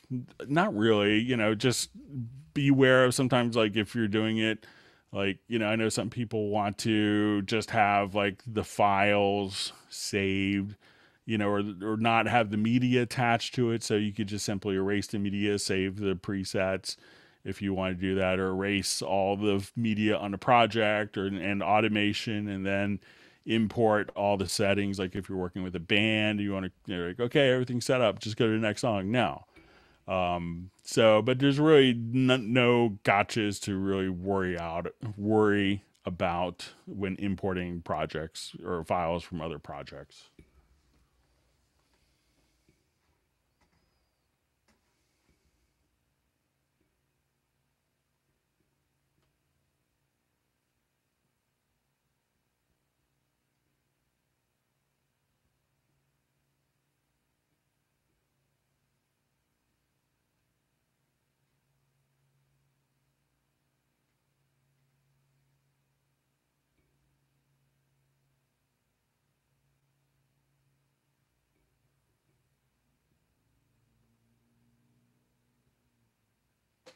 Okay, just reading through a couple comments. Thanks to everyone for great questions coming in.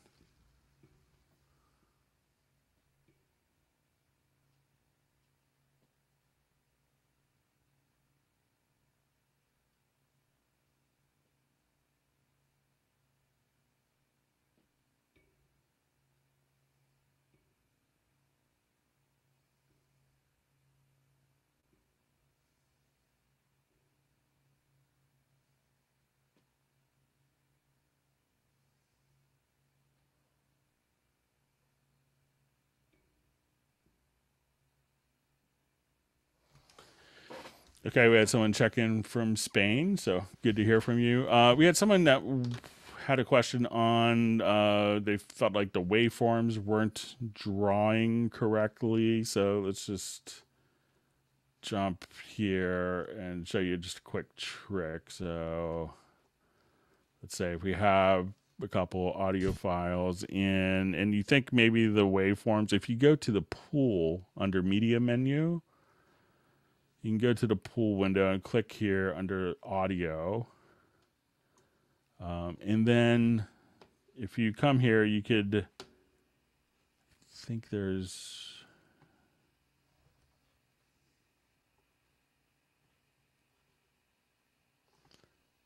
let me just see. I thought it was a way to,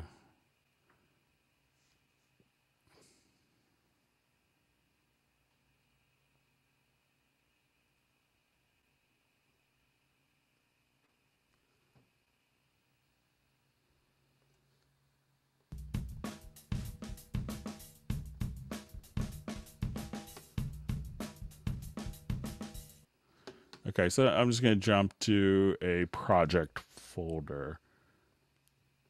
So let me just, maybe it's in the media menu. Let me just, where you could kind of, just take another look in the pool. But I thought there's a way in the pool to have it regenerate the waveform image.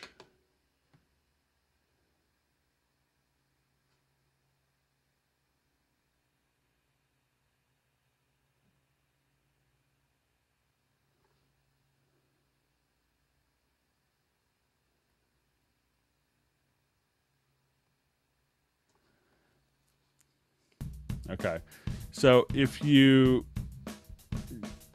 go to a particular project, let me just, I'll just go to like my Finder level, and you can do the same thing in Windows Explorer. We get documents, and then we'll just get to our Cubase project. So let's say if I come here,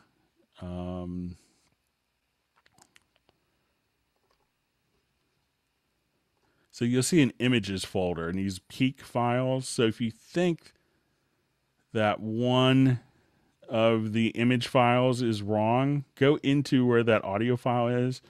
And if you just actually just delete that particular file, it will reconstruct the waveform image for you. So if you go kind of into the project, you'll have like an audio folder. If you have video, you'll see a video folder, but also images here. And then at that point, just delete it, and then that will automatically regenerate the image for you. And you could also, if you just choose to reconstruct, if the waveform image isn't missing, that will redraw the waveform image for you.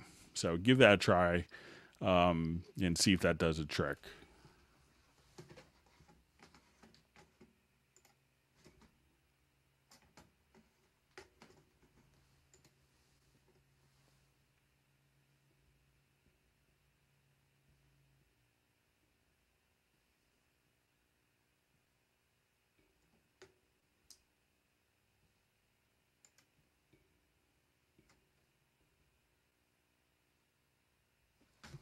Okay, just reading through a couple other questions.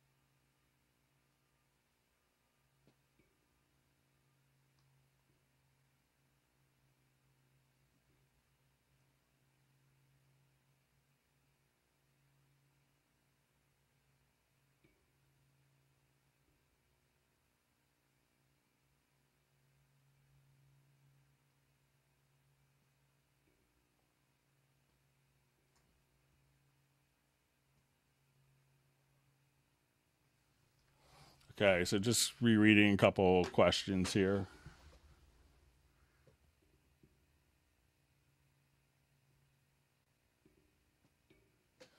Okay, so we had just a question on how to re-record something, like going out to a particular track and re-recording it back into Cubase. Not necessarily from the master bus, but if we had a track that was routed to a group. So let's say if I wanted to come here, and let me add a group channel. So I know some people will set up like a group channel kind of as a preventative measure, route every like groups to a group to a group, and then the final group to an output.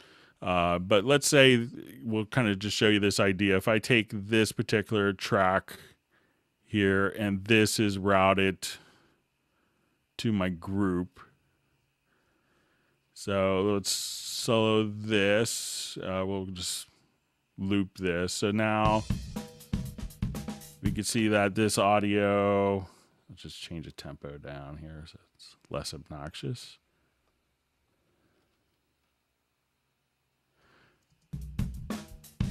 So this audio is being sent out to this group, and you could add another audio track, and we'll just choose not to browse, and we'll make it a stereo track. And the input for this track could be group 1. So a lot of people will have their template set up so that when they play, they could just record.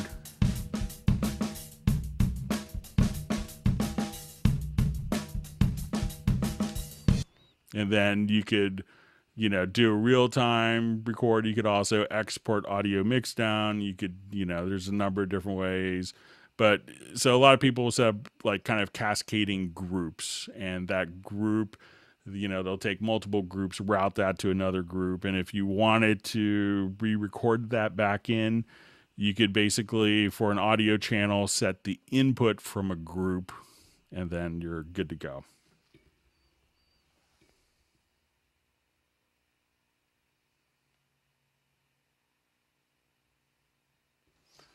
So we got a question, is there a way to use the range selection tool for automation? So let's say we have our audio track set up here, and I don't have any automation going on, but I'll just expose my automation lane, and it's going to be set to volume. But now if I just go to my range tool, I can now just adjust the volume automation. This is a new thing in 9.5. So if I wanted to, and if I hit J to turn snap on and off, I could just come here and just adjust that range of automation. If we wanted to zoom in and say, I want it just that bit, that word, that plosive to be down or up or whatever. So you could just kind of select your range tool. And as soon as you do that, you go to the center, you could adjust, or this will also give you the ability to tilt. And if you wanted to now go to the object selection tool, you could do your various Bezier curves like that.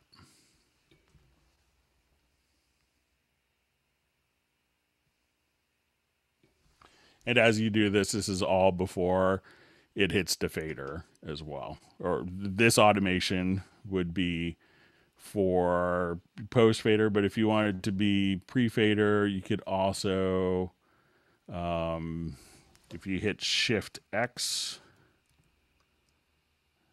that could split, and then at that point you could, and you could also make macros. So you say, okay, I just want to take this particular range here and bump this before processing. So again, hit Shift X for the range selection. So Shift X, and that will split based on the range. And then you could just simply grab your volume handles with the tool here and adjust. So I often do that, and I made a macro, and there's a video I did on a Q&A series just on how to like take out breaths and different items like that using that.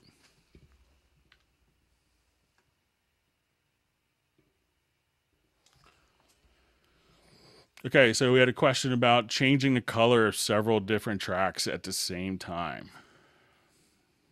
Okay, I missed this one for a long time. Don't feel bad. Felt stupid once I figured it out because I complained about it for a long time to our product planning. They're like, you just don't get it, So if I wanted to take all these tracks here and change the color of all of my drums, let's say. So let's say I have this track selected. I could grab my color tool here, and let's say I want it to be red, and just simply come here and click with the red tool just like that. Or if I wanted to take selected tracks here and make all the tracks green. So if you just used a color tool, like I say, I want all the, so whatever you have selected,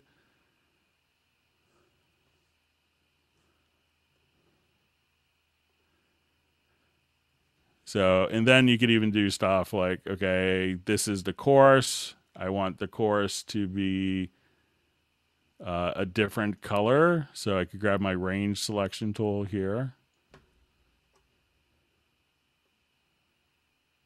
and say, I'm going to hit Shift X, and I can say this is going to be the chorus. So I wanted to make all the chorus, we'll make it very Christmassy. So if you want to say, let's make these all green. So you could do stuff like that as well. So if you wanted to have, you know, yellow colors, red versus green, chorus, you know, you could do that and set it up very easily as well.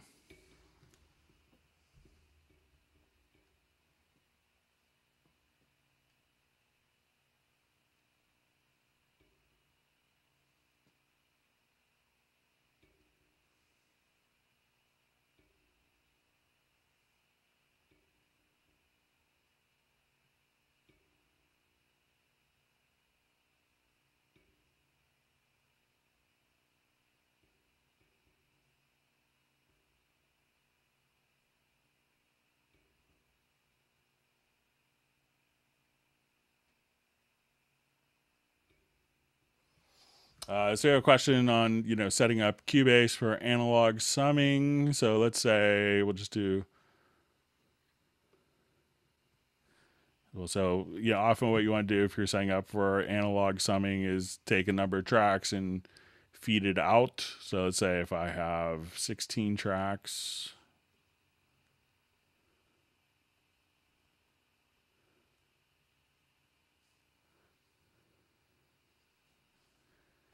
and then you probably need an audio interface that has enough outputs to go into your summing device. So you'd want to go into your audio connections here and make sure that we'll add, I'm just going to click add bus here. And we'll have 16 mono outs. Okay, so if I wanted to take these and route them to my 16 outputs and be clever about it, I could select audio channels 1 through 16, and I'm going to hold down the shift key and select the first one. They're all selected, and say mono out. And if I did it correctly, they will all ripple. So you can say mono out 2, 3, 4, 5, 6, 7, 8 through 16. So I don't have to set it up one by one, which is annoying. So you could, and then when you hit play, it'll feed the 16 outputs that you see here, and those will be fed into your summing box.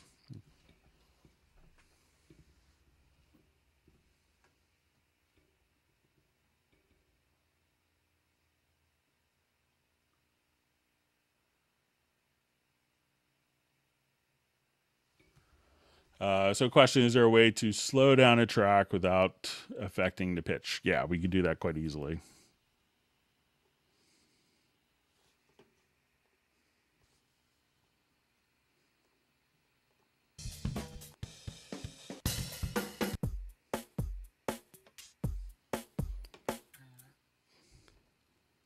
I'll just do a new project here.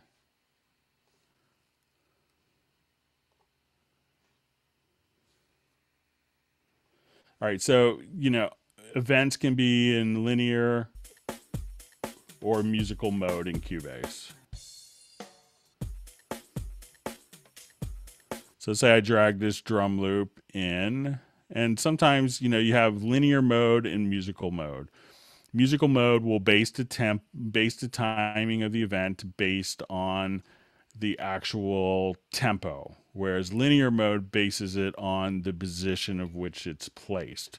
So you could select an event here. Now, what's confusing is the track. We can see this little music note here. So this indicates musical mode. When you see a little clock, that indicates linear mode. So once you're in musical mode, the track can be in musical or linear mode.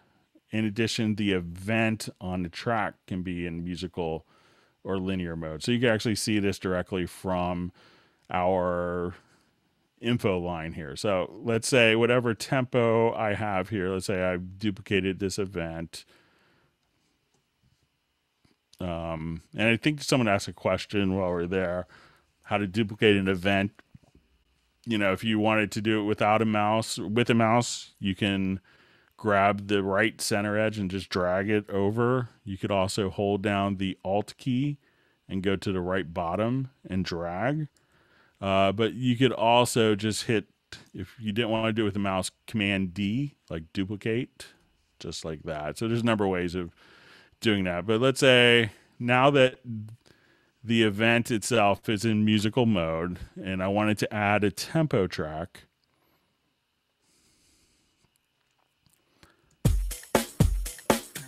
So if I now wanted to just slow it down, let's say right here, and speed it up, and we turn on.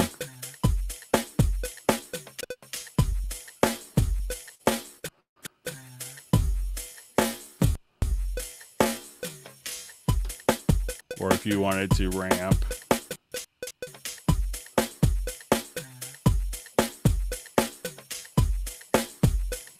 But if this particular audio file wasn't in musical mode, it would play back the same tempo regardless of what the tempo was. But now that this file, which has been copied multiple times, is in musical mode, it will now stretch to automatically fit the tempo.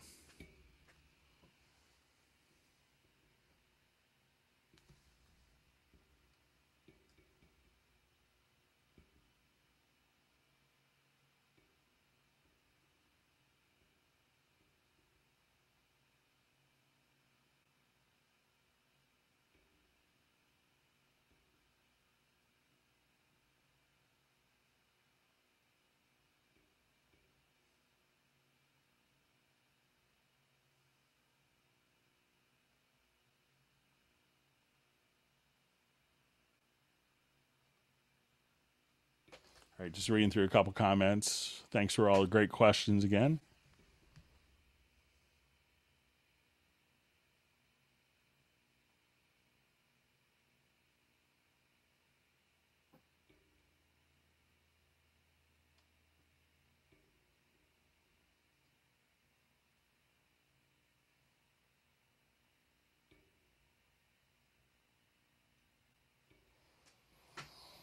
All right, so we kind of covered this a little earlier, probably before this question came in, but just in case. So someone wanted to record like all the vocal tracks and put them into a group and record that group.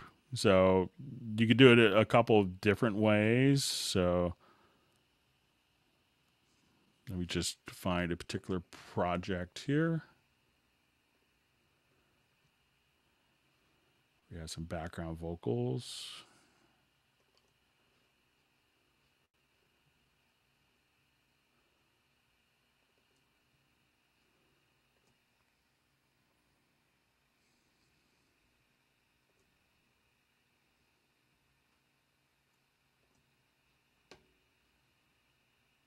Let me see if I have a later version of this. Sorry.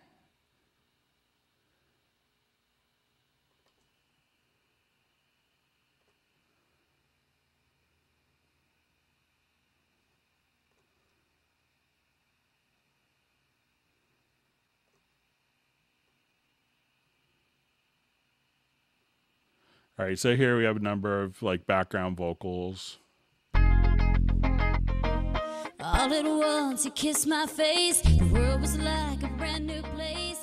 Felt my fears all fly away. Don't it make you feel good? Knowing that So if I wanted to, I could take all of the background vocals here. And then if I wanted to, I could, just say, okay, let's render in place. I could say, let's take our render settings. And I wanted to actually mix down these files with a complete signal path. And we'll do this as one event.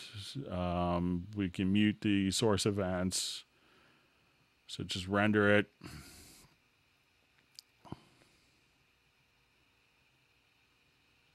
And now I could just have one file that's been rendered with all the effects.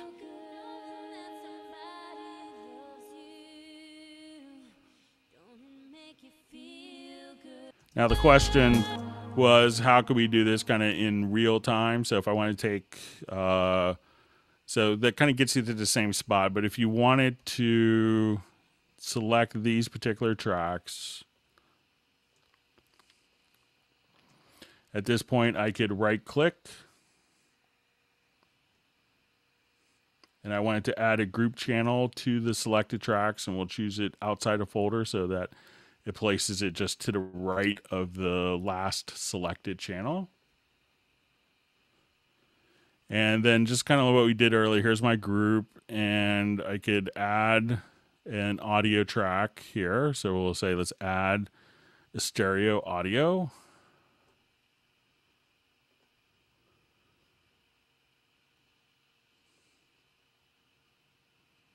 And we're going to set our group to. So now as soon as I come to this part right here, I'll just hit record. Feel good, knowing that somebody loves you. And then that could just simply take our recording. I probably chose a mono instead of a stereo file, but that is kind of, you could route the output of the group into your new audio channel here. Let me just add a stereo track. And then that's all you'd have to do, just kind of like what we discussed a little bit earlier.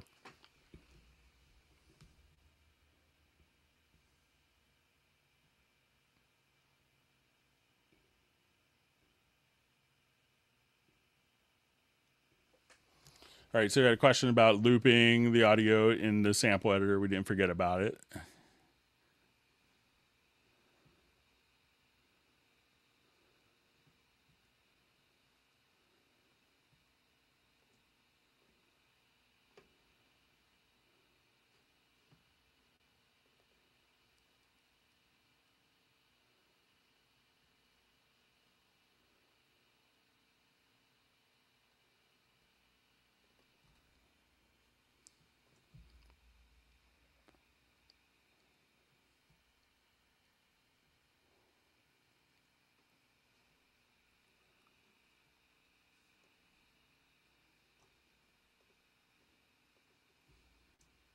Okay, so let's say we just have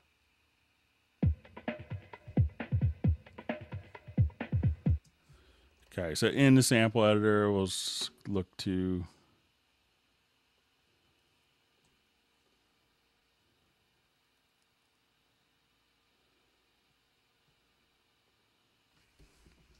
I'm just going to reread the question one more time, make sure I have it right.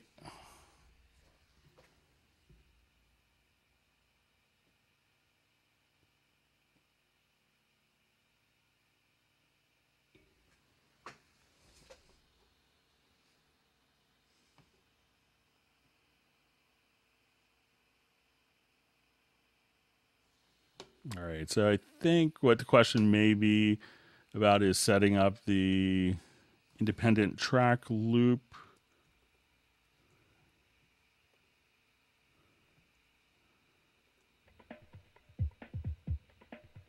All right, so let me just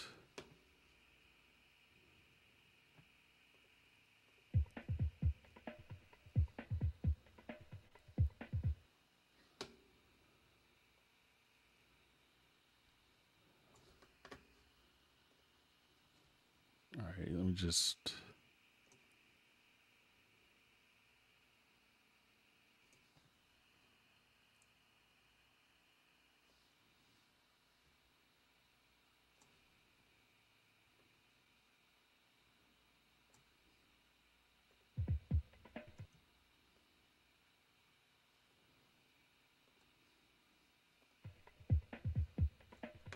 Let me just try, sorry, that soloed.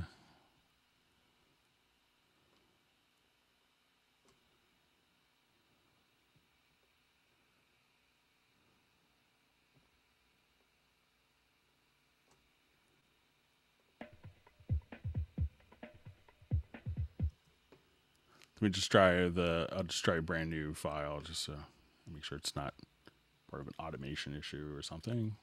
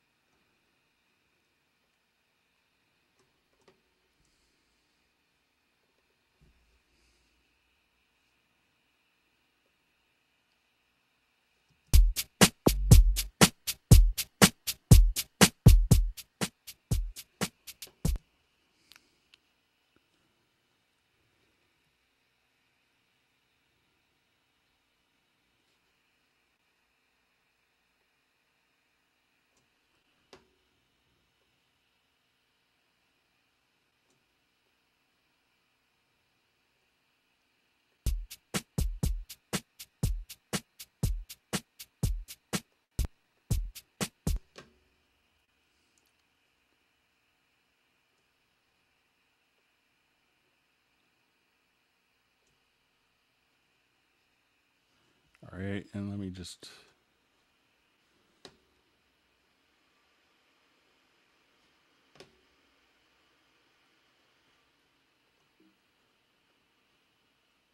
okay, so let's say if we grab just a range selection, then you could add a region and drag that region out. Let me see if that's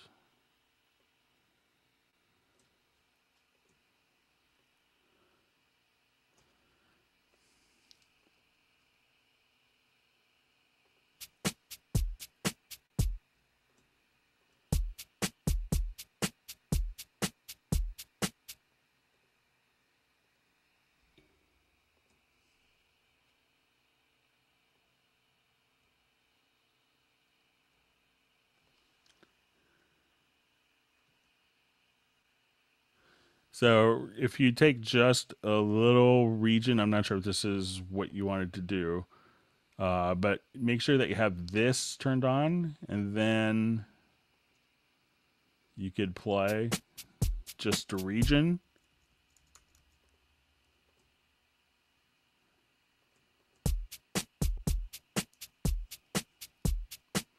So that's just a portion of it, and just kind of drag out the regions. I'm not sure if this is what you wanted to do.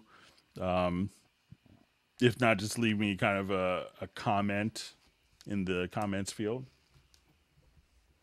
But one other thing that's maybe not so obvious, if you go to the pool, and let's say you wanted to turn those regions, but when you go to the pool window here, we can see your audio file, but if you see that, that indicates that you have the regions. Then you could also just drag regions over if you wanted to. And if you wanted to make those particular regions into the pool, into actual audio files, as soon as you come here, you could just say select this. If you want to give it a name, at that point, you could select that, and when you right click, and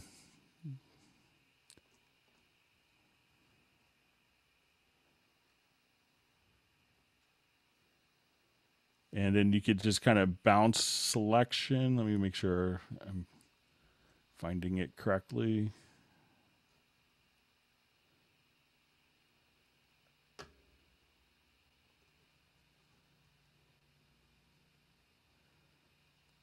But if you choose bounce selection, that will then turn those into actual independent audio files as well. So see, let me know if that was answered kind of what you wanted to do.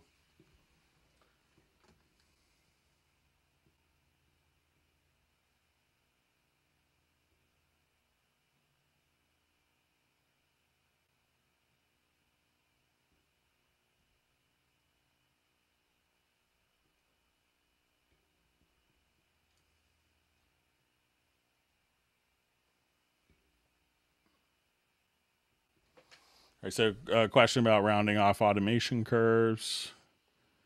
So when you see kind of square ones like this, so you could, very easily tilt like so.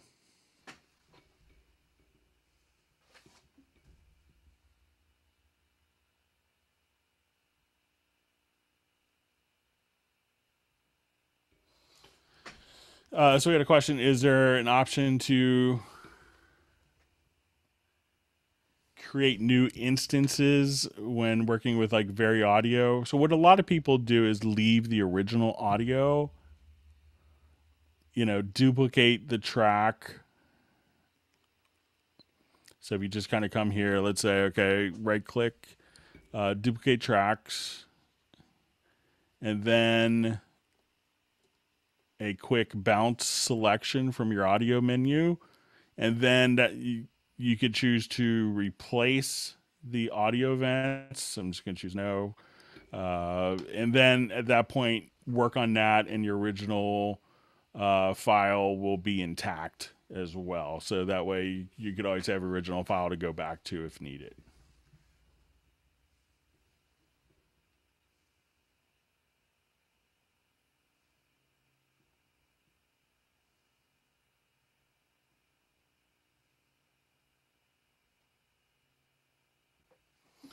All right, so tempo track in Cubase, how does it work? You just know it from another program.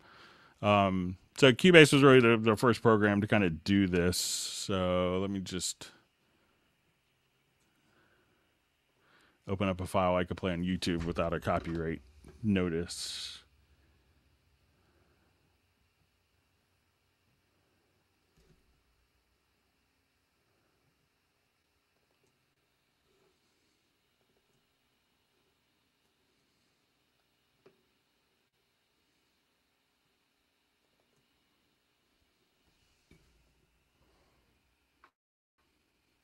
The beauty of this is really like tempo detection should be done kind of at the DAW level and not having to import kind of like a standard MIDI file or any of that type of nonsense. So when it comes to workflow, I think you'll see that Cubase is, really why you see other programs trying to come up. So if we have, let's say, a click track,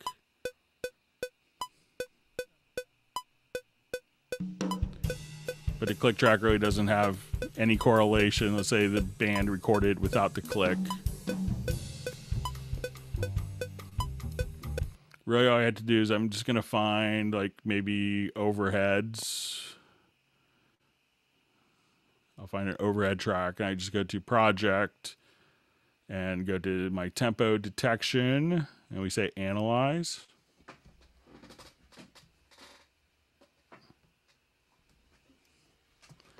So now it's created a tempo map.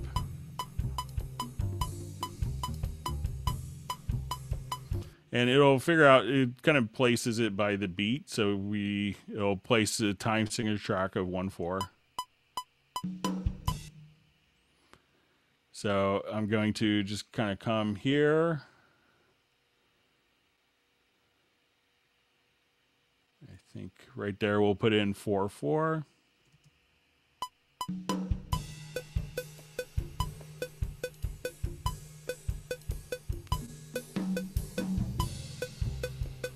So I'll move my signature track up.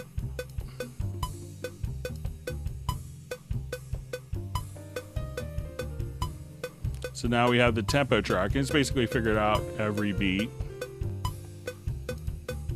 I'll move my tempo track up here to the top.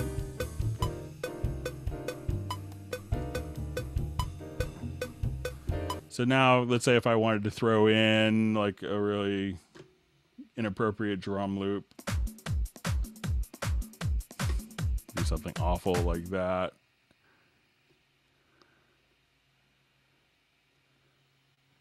Now I could make this drum loop automatically follow.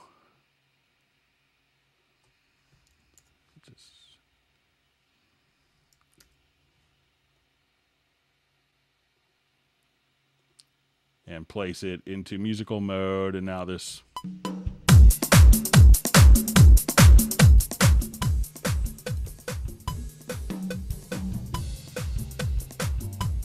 So this loop is now automatically speeding up and slowing down to match the tempo from the original track.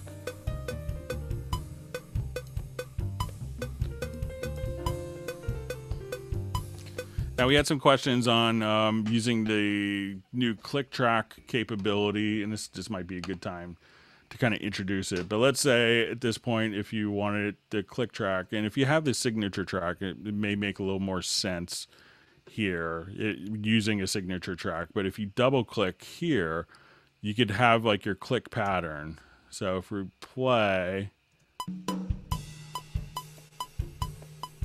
so let me just undo that. So let's say I'm in 4/4, and I could actually just go to my click pattern. And let's say I want it to be like double tempo.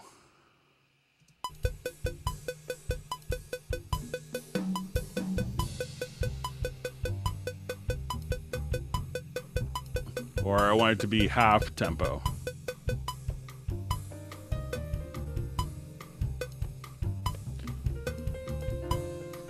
Or default click pattern. Or I want it to be 5, like quintuplets or sextuplets. But you could also just say, okay, I want to do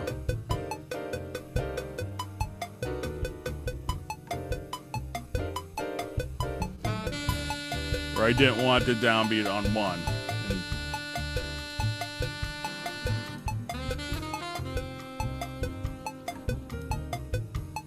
Let's say I'll just do a default. And then even if you wanted to take the click track, if you go to the transport,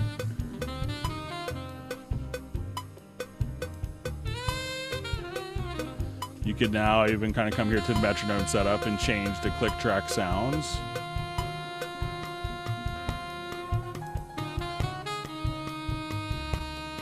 So if you want like a Yuri click,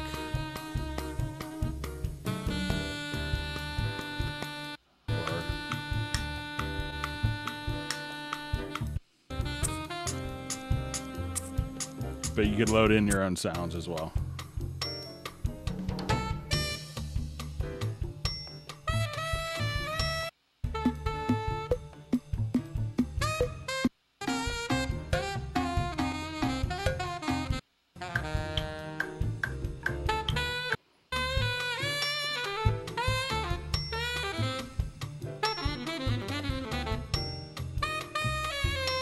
Now, if I wanted to, I could select all the events, just Control Command A, and hit the letter P to set like the left and right locators around the event. And from the signature track, there's a little drop down.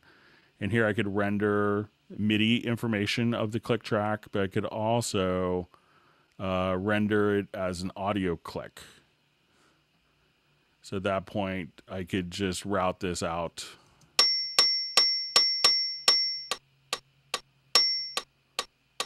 So at that point, you could have it as MIDI and audio on the project that you could export, so that it could save a lot of time for composers.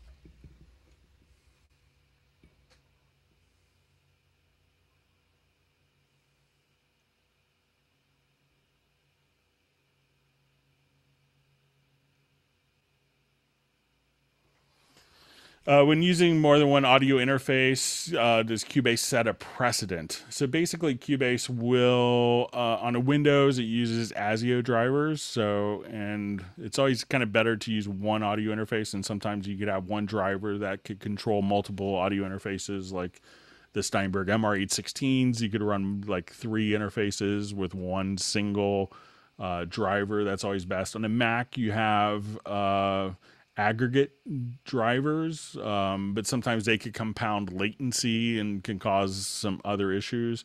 But it's really whatever. If you're doing aggregate, you set it up in your audio MIDI setup.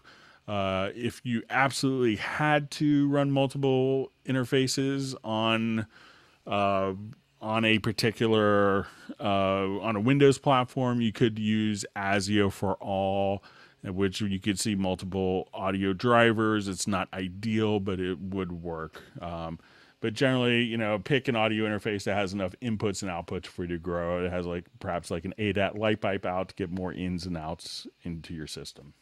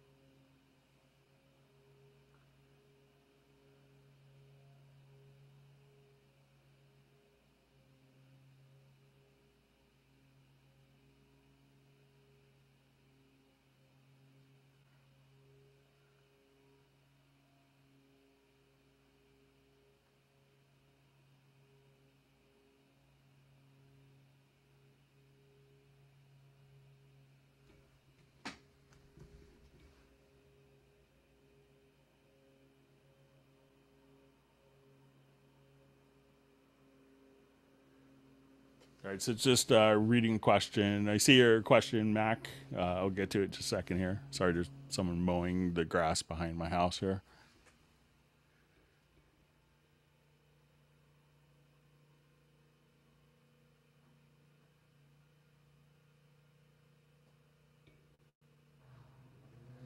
So we have a question about, I think it was recording on an iPad and transferring the files over to Mac. So you may have to do it through like a Dropbox or something like that. So I'm not sure like what files you recorded, if it's compressed, if it's a standard WAV file, or what program you recorded in, but that info could be helpful.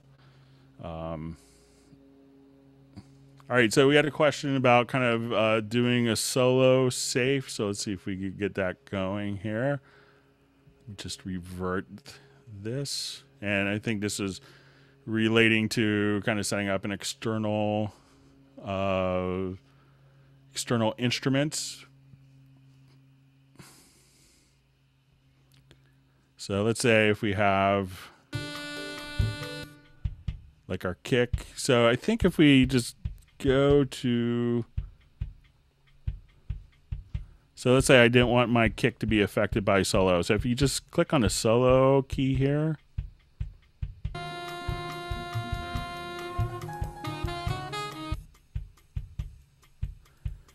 so what you need to do, Mac, is just kind of come over here in the solo, just hold it down with the left mouse button until it turns into a D.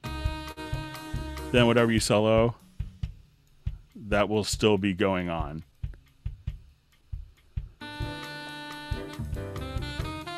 So I solo the piano.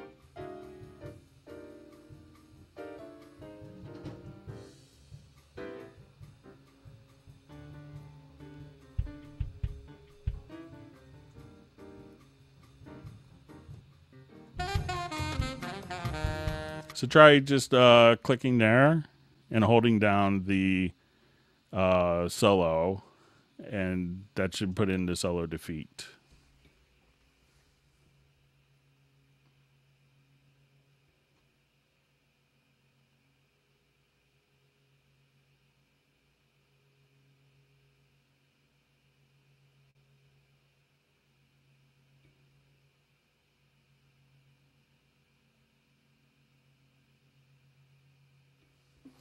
All right, so we had a question about moving an event.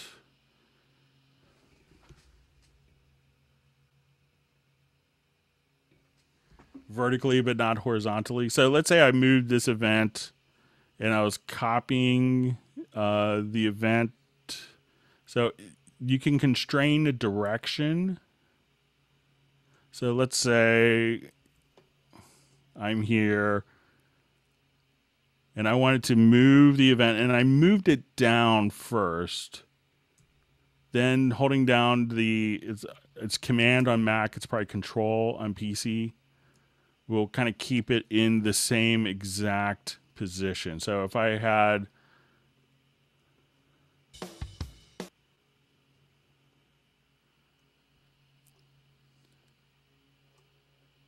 and I think if I even just, there is a key command for this to just take the selected event. It's like an arrow key with a modifier. But if you are fearful of accidentally moving it in time before you let go of the mouse, just hold down the Control or Command key. So if I move it like vertically first, so let's say I'm here and I move it vertically, then hit the Control, I believe it's Control or Command key. At that point, it'll automatically snap to the same exact spot. That will constrain the direction. If I move it in time, and then I go to a different track and then hold down. So it depends on the direction in which you move the events. But if you come here, just hold down Control, then let go, Command, Control, let go, and that should do the trick.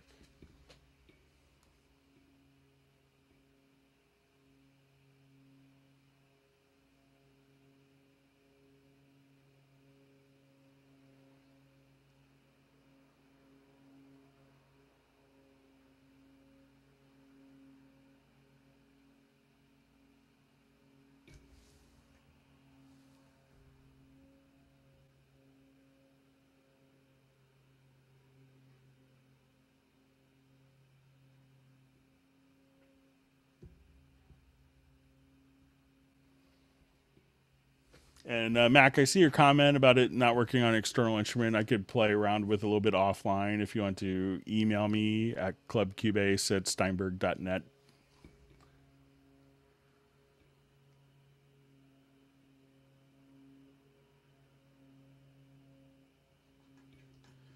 All right, so I'm going to go back to some questions that were emailed in.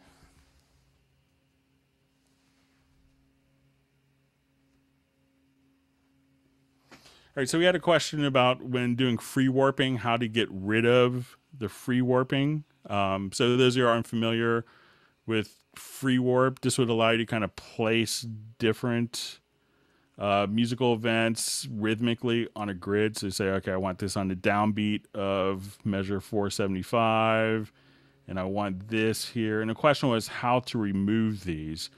And I think if you hold down on a Mac, it's Command. It's probably Control on PC, and then just click that will remove the free warp marker. So there's a question we had on that.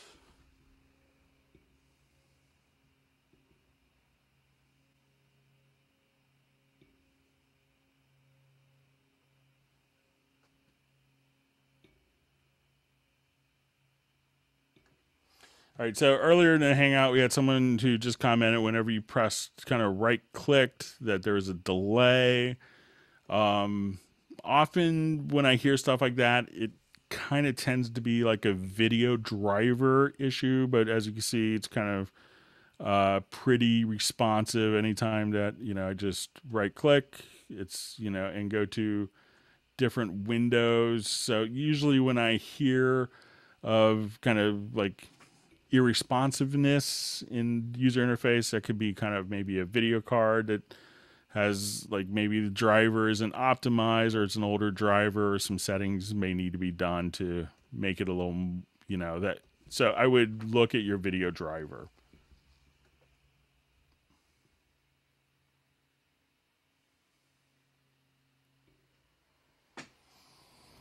All right, so I had a question. Can we export a project using child buses? Now, if you're not familiar with what child buses are, when you go to your audio connections, let's say if we had a 5.1 bus, and within a 5.1 bus, you could have child buses. So if you wanted to have your stereo out to be kind of a separate bus within a 5.1.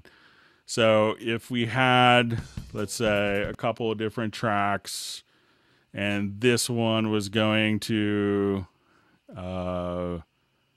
let's say, our stereo out,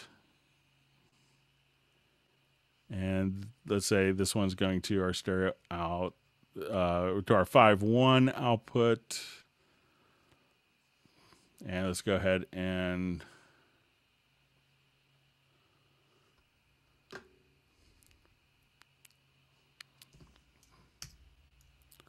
just see if we export. We'll just listen to these.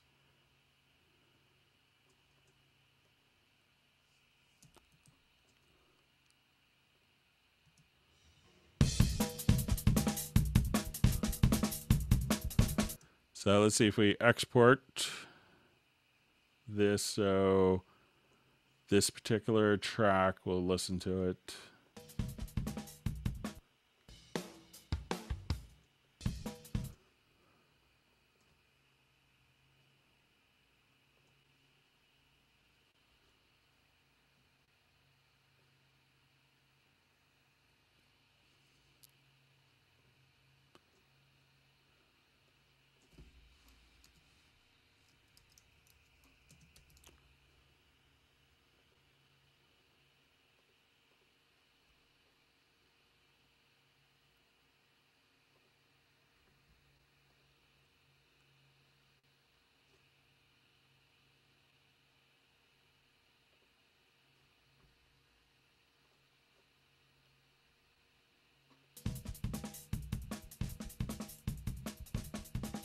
So yeah, it looks like you can export through the child buses.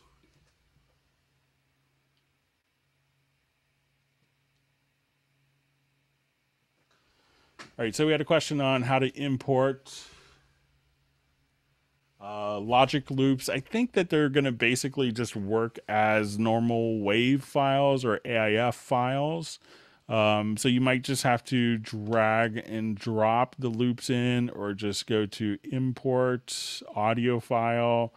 So you might, I believe, I think it's just an audio loop with some extra metadata in it, but it would probably just load as a wave or AIF file. I haven't tried it in forever, but I think you can still get them in. It may not follow the tempo metadata perfectly because it's kind of a proprietary format, but I think it's basically a standard audio file with some metadata.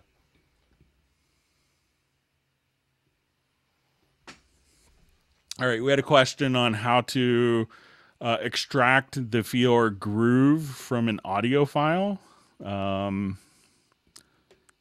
to like a MIDI track. So let's see if we can show how to do that.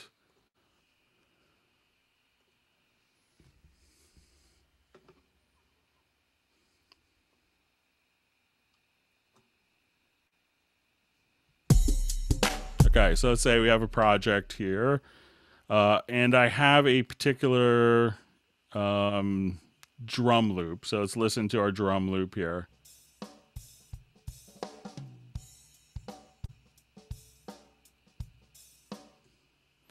Okay, so that drum loop has a feel, and we also have a kind of a, just unsolo this. So I'll make this just a little louder here so we could hear it better. Sorry, so we have this feel, this drum loop. But let's say we have kind of a, so I have these two different loops that are kind of, let's say if I copied them out, weren't actually kind of grooving together. I'll just glue these together here. So now we listen to it.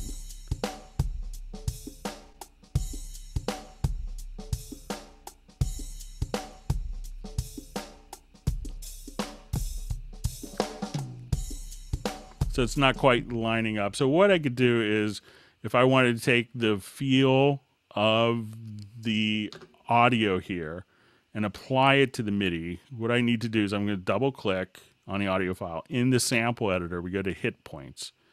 And I just want to kind of set my hit points appropriate threshold. And then you have this function here that says create groove. So right now, if I come here into my file, I'm going to say, we go to the editor tab, create groove. And what this is going to do is apply this as a quantize preset in my quantize panel. And at this point, I'm going to select the part and then hit the letter Q, like I'm quantizing. So if I look at my MIDI data here, and we'll zoom, then I'm going to hit the letter Q. Those will shift to match the feel of the drum loop.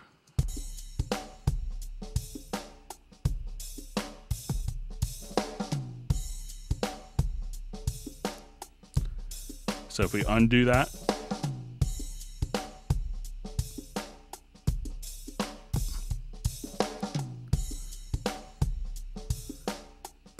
now let's go ahead and redo it for this pass.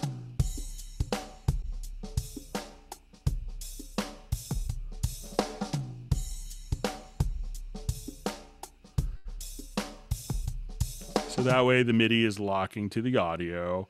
And if I wanted to kind of do the opposite, what I could do is, and have the audio locked to the MIDI loop, I could drag this MIDI part over to this. And what I'm going to do is to come here to my drum loop, and we're going to come right over there and create slices. I'm going to select all of these slices now, and then hit.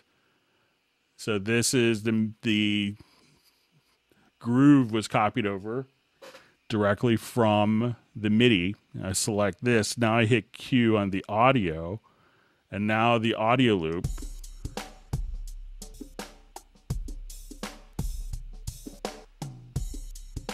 is going to lock directly to the MIDI.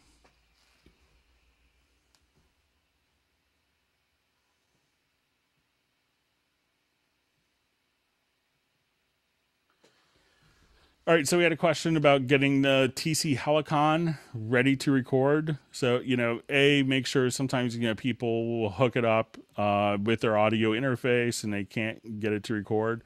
So sometimes, a lot of devices will have a MIDI or a USB output. Some of them pass audio, some of them don't. So if you want to record the audio output of your TC Helicon, you could just simply come over here and switch your VST audio system to that. Some people could use that, I believe, as an external effect. So if you go to your VST connections and prior to 9.5 or your audio connections in 9.5, you could connect it to inputs and outputs as an external effect and be able to access it like a plugin. So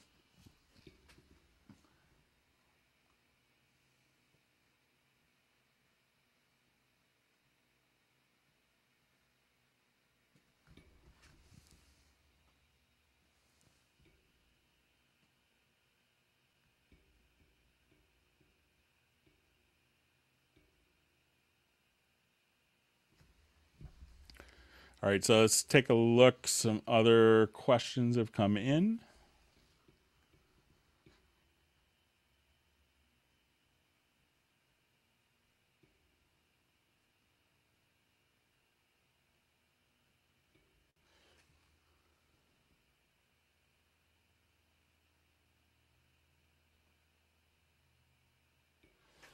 All right, so a way of copying the same insert to, let's say, multiple tracks.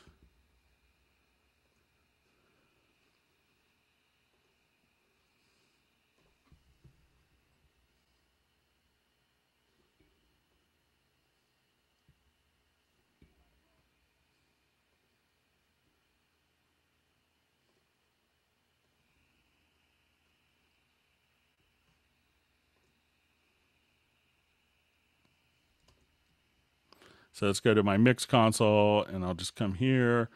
So what I'm going to do is we could activate quick link or the Q link here.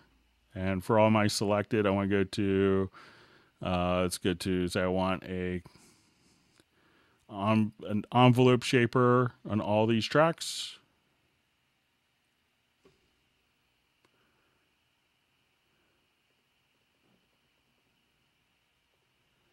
And then you could do it.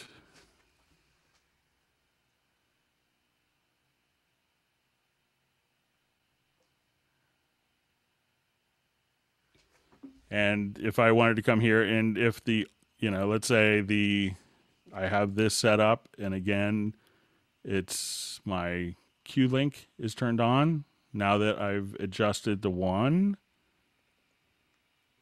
they've all been adjusted. So make sure you have the Q link, and you could also just hold down Alt or Option plus Shift to turn that on or off. But Q link, it will allow you to add the same parameter if they're all quick linked again. If you wanted to change one of the parameters, so now any of them that I open up will look just like that and will be the same settings. As soon as I turn quick link off, then I could have independent settings for this particular one, but the rest would all be the same.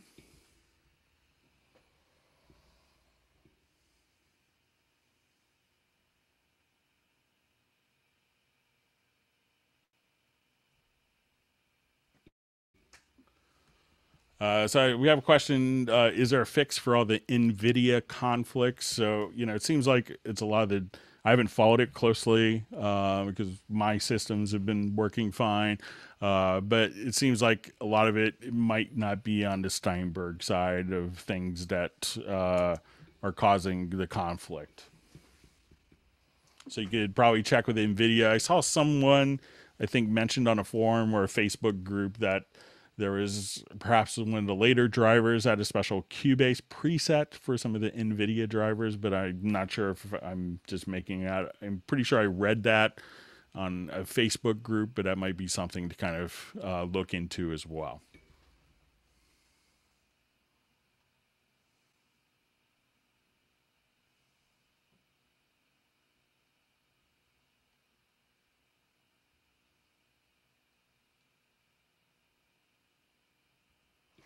And seeing some other comments to disable the HD audio, perhaps on like an HDMI output, that seems to be helping people with NVIDIA issues for people that don't read all the comments afterwards.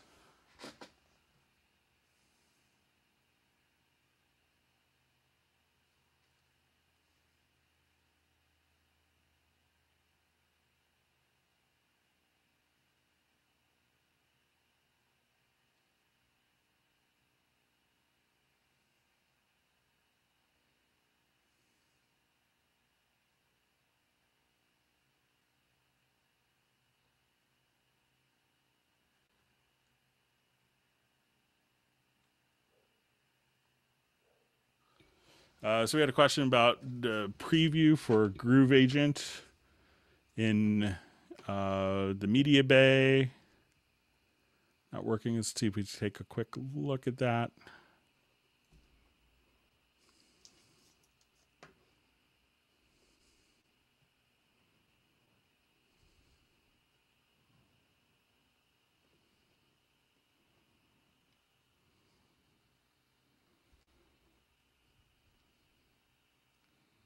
Let's see if I have just some.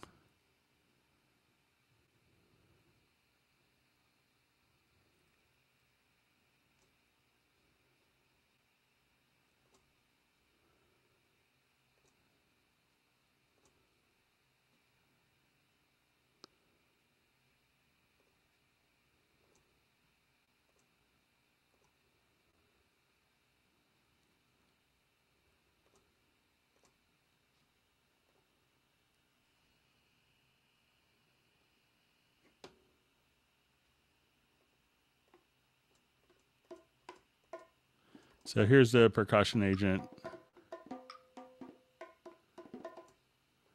And that seems to be kind of working. Let's try one of the acoustic agents.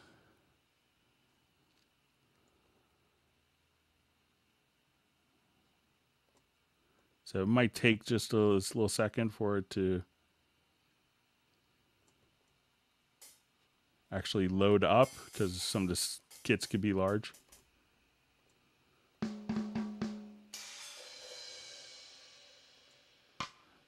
But the preview here seems to be working fine for the Groove Agent.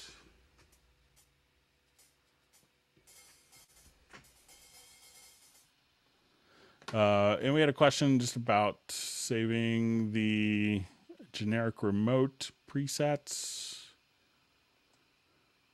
So let's take a quick look at that under Studio Setup.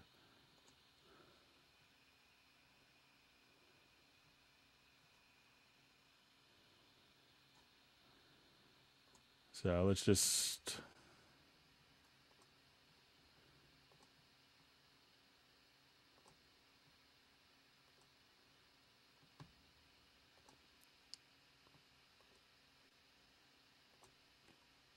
I'll just try to export these.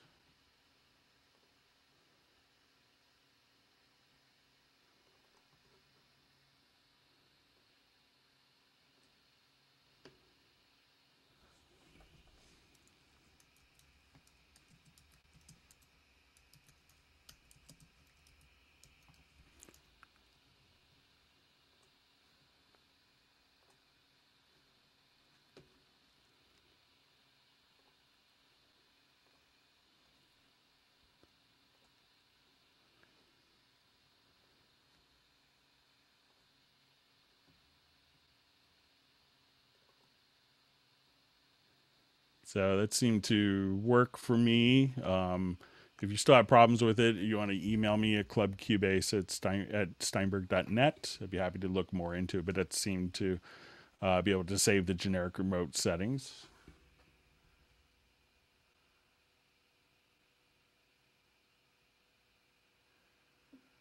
All right, we're just about ready to wrap up. We've gone just about 3 hours. Just if you have a last minute question, want to ask it, fire it off real quick, something that's quick. If not, we could wait till the next time. I want to thank everyone for participating in the Hangout. Thank you all for the wonderful questions. There's a lot of great questions today. And if someone is generous enough with their time to do an index of the different topics, it's so helpful for everyone and really appreciate it.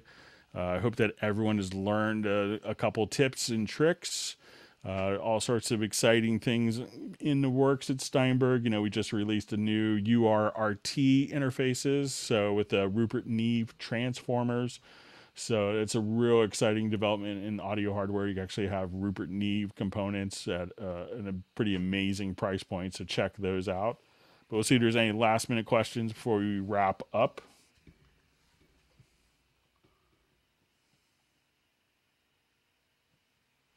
Question: if you buy a Cubase in Houston controller, will work at Cubase 9.5? Yeah, it still does. You just need to run it over MIDI as opposed to USB. But yeah, it still works.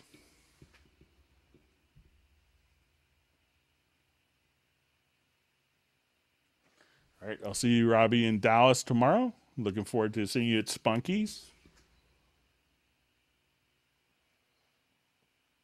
All right, with that, we'll go ahead and I'll wait just another minute, and we'll just see if there's any last minute quick questions. If not, we'll wrap up. And thank you everyone for great questions. I've learned a couple things. I hope you guys did as well.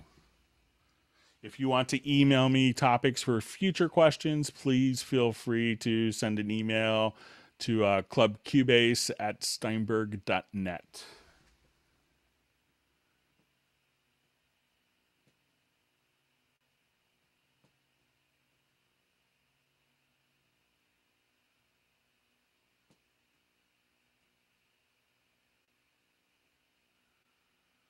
All right, so you see a question from Marcel. We showed how to do kind of the loops and segments kind of within the sample editor using the regions.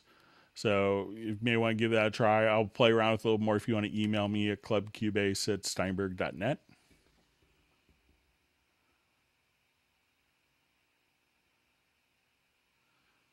All right, well, thanks everyone, and we'll see you next time. It'll probably be about 2 weeks, and hope everyone had learned a couple things, and thank you so much.